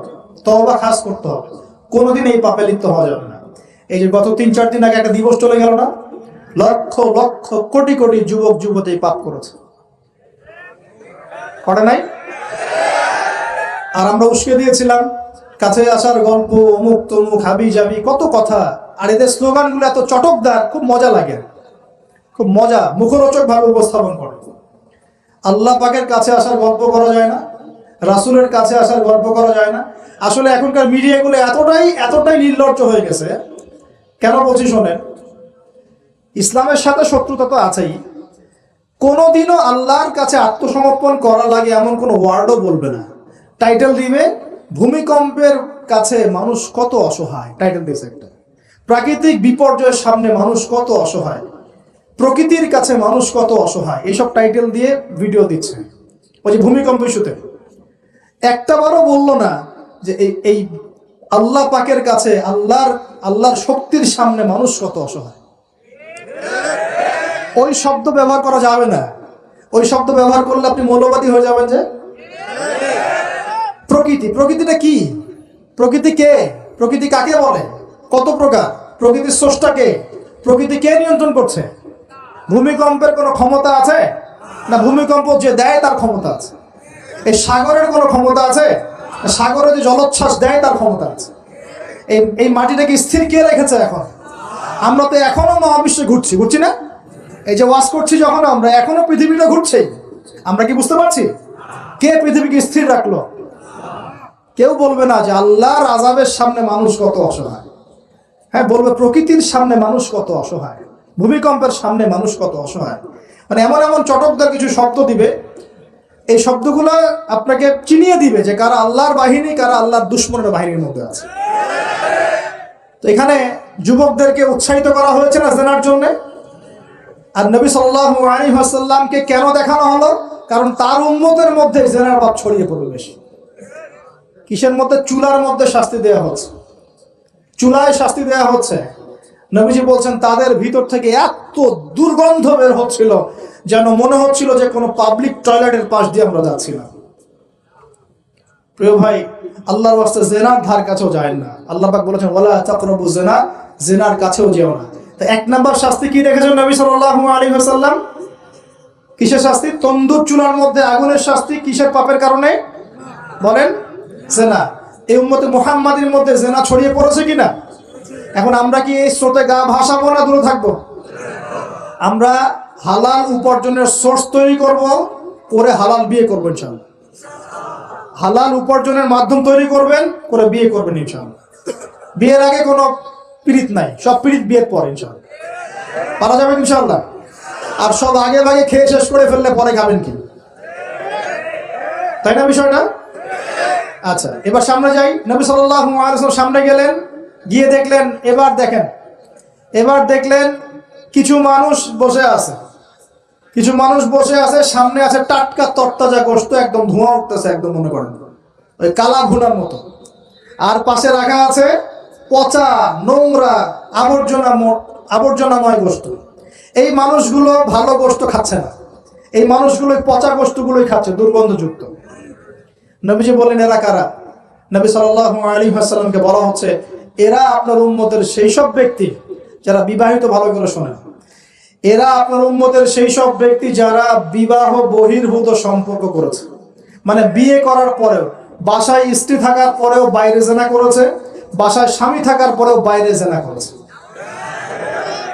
এখন আমাকে বলেন তো, উম্মতে মুহাম্মাদের মধ্যে সমকালীন সময় এই ফিতনাটা ছড়িয়ে পড়ে নাই? পরকীয়া ছড়িয়ে পড়ে নাই? এটা হলো পরকীয়ার স্পেশাল শাস্তি। কারণ পবিত্র হালাল ফ্রেশ জিনিস ওদের ঘরে ছিল, খাইতে ভালো লাগে নাই, ওদের নোংরা পচা জিনিস খেতে ভালো লেগেছে। আল্লাহ পাক কিয়ামতের মাঠেও ওই এবং বারজাখের জীবনেও ওই একই শাস্তি দিবেন ইনশাআল্লাহ। আর এখন তো মিডিয়ার মধ্য দিয়ে এই যে বিভিন্ন সিরিয়ালস, নাটক, হাবি জাবি, এগুলোর মধ্য দিয়ে এটাকে উস্কে দেওয়া হচ্ছে, এটাকে অ্যাভেলেবেল করে ফেলা হচ্ছে। আর যারা বড় বড় শহরে থাকে এগুলো তো ফিতনা আরো বেশি। আল্লাহ পাক আমাদের মা বোনদেরকে বোঝার তৌফিক দান করুন, আর আমাদের ভাইদেরকেও বোঝার তৌফিক দান করুন। আমাদের সবাইকে আল্লাহ পাক পরকীয়ার মতো নোংরা পাপ থেকে হেফাজত করুন, বিবাহ বহির্ভূত সম্পর্ক থেকে হেফাজত করুন। আরো সামনে যান। নবীজি দেখলেন এবার একটা রক্তের নদী। কিসের নদী ভাই? প্রশ্ন করব কেন রক্তের নদী? উত্তর দিতে হবে। ওই রক্তের নদীতে আল্লাহ পাক কিছু মানুষকে রেখেছেন। ফেরেশতারা পাথর দিয়ে তাদের মাথা ফাটিয়ে দিচ্ছে, পাথর ছিটকে অন্য জায়গায় চলে যাচ্ছে, পাথর নিয়ে আসার মুহূর্তের মধ্যেই মাথা আবার জোরে লেগে যাচ্ছে, আবার পাথর দিয়ে মাথা ফাটিয়ে দেওয়া হচ্ছে, আবার পাথর ছিটকে চলে যাচ্ছে। নবীজি জিজ্ঞাসা করলেন এরা কারা যাদেরকে শাস্তি দেওয়া হচ্ছে? নবী সাল্লাল্লাহু আলাইহি ওয়াসাল্লামকে জিবরাইল আলাইহিস সালাম বললেন এরা আপনার উম্মতের সেই সব ব্যক্তি যারা সুদখোর ছিল। কি ছিল? এখন বলেন রক্তের নদী কেন? বলেন, উত্তর দেন দেখি, কে বলতে পারবেন? বিসমিল্লাহ।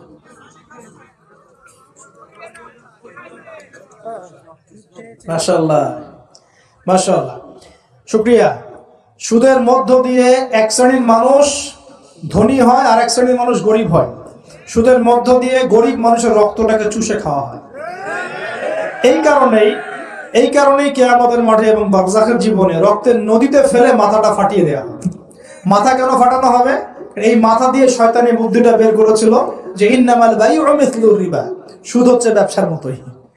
এই শয়তানি কোথা থেকে বের হয়েছে? এই মাথা থেকে। এই কোন মাথা মাথায় দেওয়া। আল্লাহ পাকের শাস্তি খুব নিপুণ। আমি চিন্তা করার চেষ্টা করেছিলাম আজকে কেন এই শাস্তিগুলো এইভাবে আসবে। আল্লাহু আ'লাম বিসওয়াব, আল্লাহ ভালো জানেন, তবে আমাদের কাছে এটা মনে হয়। এরপর সামনে যান।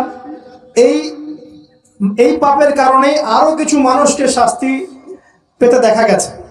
নবীজি দেখেছেন আরো এক শ্রেণীর মানুষ যাদের পেটটা ফুলে আছে। প্রাসাদ দেখেছেন? অট্টালিকার মতো পেটটা ফুলে আছে, ভিতরে সাপ কিলবিল করছে। না না না না না, নবীজি জিজ্ঞাসা করলেন এরা কারা? এই এই হাদিসেও আছে এরা ছিল আপনার উম্মতের সুদখোর ব্যক্তিরা, পেটের ভেতর সাপ কিলবিল করছে। আর একটা জায়গায় তিনটা দেখা গেছে সুদখোরের শাস্তি। কয়টা ভাই? তিনটা। একটা দেখলাম রক্তের নদীতে মাথা ফাটানো, আরেকটা হচ্ছে পেটের মধ্যে সাপ কিলবিল করছে, আরেকটা হচ্ছে দেখলেন কিছু মানুষ পানিতে হামাগুড়ি দিচ্ছে এবং পাথর খাচ্ছে। কি খাচ্ছে ভাই? পাথর। এবং এই পাথরটা ভিতরে যাচ্ছে, গিয়ে পিছনের রাস্তা দিয়ে বের হয়ে যাচ্ছে। নবীজি বলেন এরা কারা? একই উত্তর দিলেন জিবরাইল আলাইহিস সালাম, এরা হচ্ছে আপনার উম্মতের সুদখোর ব্যক্তিরা। সুদের এই তিনটা শাস্তি স্পেশাল দেখা গেছে। কেন আল্লাহ ভালো জানেন, আমরা সব ব্যাখ্যা করতে পারবো না। নবীজি আরো সামনে এগিয়ে গেলেন, তাকে দেখানো হলো এবার এক শ্রেণীর ব্যক্তি, হাতগুলো নখগুলো তামার মতো লম্বা, তামার নখ, লম্বা লম্বা নখ, দেখেছেন? কোন কোন মুভির মধ্যে দেখা গেছে, ছবির মতো তামার লম্বা লম্বা। হ্যাঁ, তো এই নখগুলো দিয়ে তারা চোখ এবং গাল আঁচড়াচ্ছে, কোনো কোনো ক্ষেত্রে বুক আঁচড়াচ্ছে এবং ওই গোশতগুলো খাচ্ছে। নবী জিজ্ঞাসা করলেন এরা কারা? নবীজিকে বলা হচ্ছে এরা আপনার উম্মতের সেই সব ব্যক্তি যারা বেশি বেশি গীবত করত এবং অন্যের নামে মিথ্যা অপবাদ ছড়াতো। আর সতর্ক করে দেই, এই পাপটা কিন্তু এখন ছেলে মেয়ে সব সমাজে বেশি হয়। কি আলেম জালেম সব সমাজে বেশি হয়। কোন কোন ক্ষেত্রে ওয়াজ মাহফিলের প্যান্ডেলগুলোর মধ্যে বসে বসে মানুষের গীবত করা হচ্ছে। এবং অনলাইনের ফেসবুক আর ইউটিউবের যে কন্টেন্টের যুগগুলো চলছে, এখানে কারণ থাক না থাক মানুষের গীবত তহমত প্রচুর হচ্ছে, কোনো কারণে হোক অকারণে হোক। সতর্ক হয়ে যাবেন, আপনার দ্বারা আমার দ্বারা যদি কারো গীবত হয়, তামার নখ দিয়ে গাল আশ্রাতে হবে কিয়ামতের মাঠে। আল্লাহ পাক বাঁচাক, আমাকে হেফাজত করবে। এবং এই পাপের আরেকটা শাস্তি দেখা হয়েছে, ওই যে নিজের ভাইয়ের গোশত ছিঁড়ে ছিঁড়ে খাচ্ছে, এই শাস্তিও নবী সাল্লাল্লাহু আলাইহি ওয়াসাল্লাম দেখেছেন গীবতের কারণে। আরো সামনে গেলেন, দেখলেন এক শ্রেণীর মানুষকে আগুন খাওয়ানো হচ্ছে এবং আগুনগুলো পিছনের রাস্তা দিয়ে বের হয়ে যাচ্ছে। জিজ্ঞাসা করা হলো তারা কারা? নবীজিকে বলা হচ্ছে এরা আপনার উম্মতের সেই সব ব্যক্তি যারা এতিমের মাল ভক্ষণ করত। এতিমের মাল অন্যায়ভাবে ভক্ষণ করে খেয়ে ফেলত। আছে কি নাই সমাজের মধ্যে? নবীজি আরো সামনে গেলেন, দেখলেন এক শ্রেণীর মানুষ কাঁধে অনেক বোঝাগুলো হালকা করার বদৌলতে উল্টা তারা বোঝা হালকা না করে আরো কিছু বোঝা ঘাড়ে নিচ্ছে। লাকড়ির বোঝা ঘাড়ে নিয়ে পথ চলার চেষ্টা করছে, কিন্তু পথ চলতে পারছে না। নবীজি বলেন এরা তো অদ্ভুত, এরা তো চাইলে বোঝা হালকা করে চলতে পারত, বোঝা আরো নিয়ে চলছে কেন? নবীজিকে বলা হচ্ছে এরা আপনার মধ্যে সেই সব ব্যক্তি যারা দায়িত্ব যতটুকু নিয়েছিল অতটুকু তো পালন করতে পারতই না, আরো দায়িত্ব চেয়ে নিত মানুষের কাছে। দায়িত্ব চেয়ে নেওয়ার সংস্কৃতি চলছে না এখন।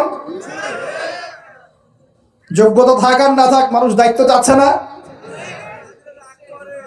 দায়িত্ব না দিলে লাভ করে। যোগ্যতা থাক না থাক, মানুষকে দায়িত্ব চেয়ে নিচ্ছে কিনা? দায়িত্ব নেওয়াটা বড় কথা নয়, পালন করাটা বড় কথা। না করতে পারলে এই শাস্তি ভোগ করতে হবে। আল্লাহ পাক আমাদের সবাইকে হেফাজত করুন, আমিন। এবার সামনে গেলেন, দেখলেন এবার তো মুশকিল।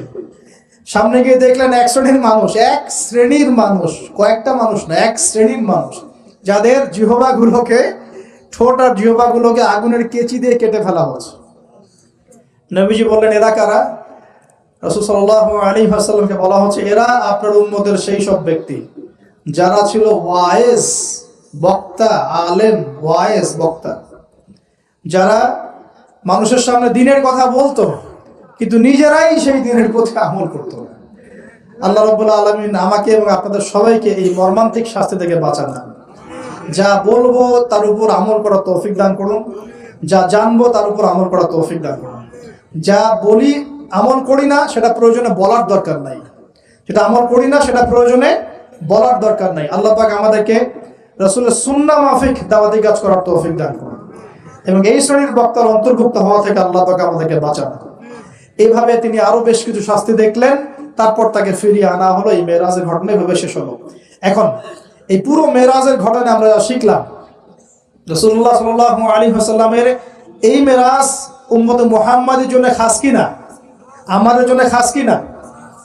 এরকম ঘটনা কি বিশ্বে আর কোথাও ঘটেছে? এই পুরো হিস্ট্রির মধ্যে কি এরকম ঘটনা কখনো ঘটেছে? অন্য কোন নবীর সাথে ঘটেছে? অন্য কোন উম্মতের সাক্ষী আছে? আমরা সাক্ষী আছি, আমাদের নবীর সাথে ঘটেছে। আমাদের নবীর ক্ষেত্রে জীবনে এই বিস্ময়কর ঘটনা একবার ঘটেছে।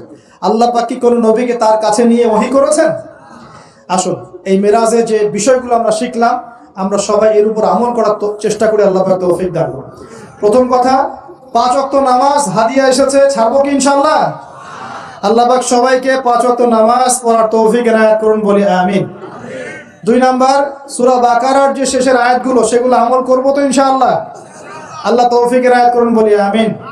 তৃতীয়ত হচ্ছে শিরকের পাপে লিপ্ত না হলেই জান্নাতে যাবো ইনশাআল্লাহ।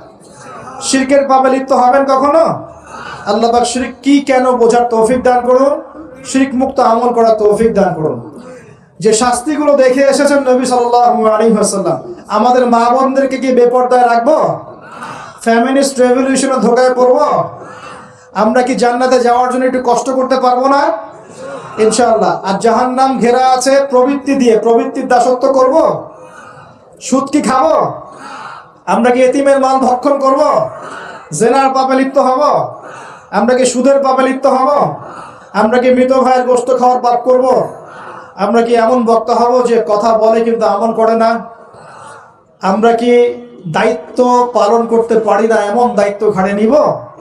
আল্লাহ পাক আমাদেরকে সবাইকে মেরাজের রাতে নবী সাল্লাল্লাহু আলাইহি ওয়াসাল্লাম যে মর্মান্তিক আযাব গজবগুলো দেখে এসেছেন এগুলো চেনার, বোঝার এবং এগুলো থেকে দূরে থাকার তৌফিক দান করুন, বলি আমিন। এই পাপগুলো থেকে আমাদের সবাইকে দূরে থাকার তৌফিক দান করুন, বলি আমিন। এবং নবী সাল্লাল্লাহু আলাইহি ওয়াসাল্লাম যে 3টা স্পেশাল হাদিয়া নিয়ে এসেছেন এই 3টা দাঁতের মাড়ি দিয়ে আঁকড়ে ধরার তৌফিক দান করুন, বলি আমিন। আকুলু কাওলি হাযা আস্তাগফিরুল্লাহ লি ওয়া লাকুম ওয়া লিসাইল মুসলিমিন। বারাকাল্লাহু লানা ওয়া লাকুম বিল আয়াতিল হাকীম। ইন্নাহু তাআলা জাওয়াদুন কারীম বাররাউফুর রহিম।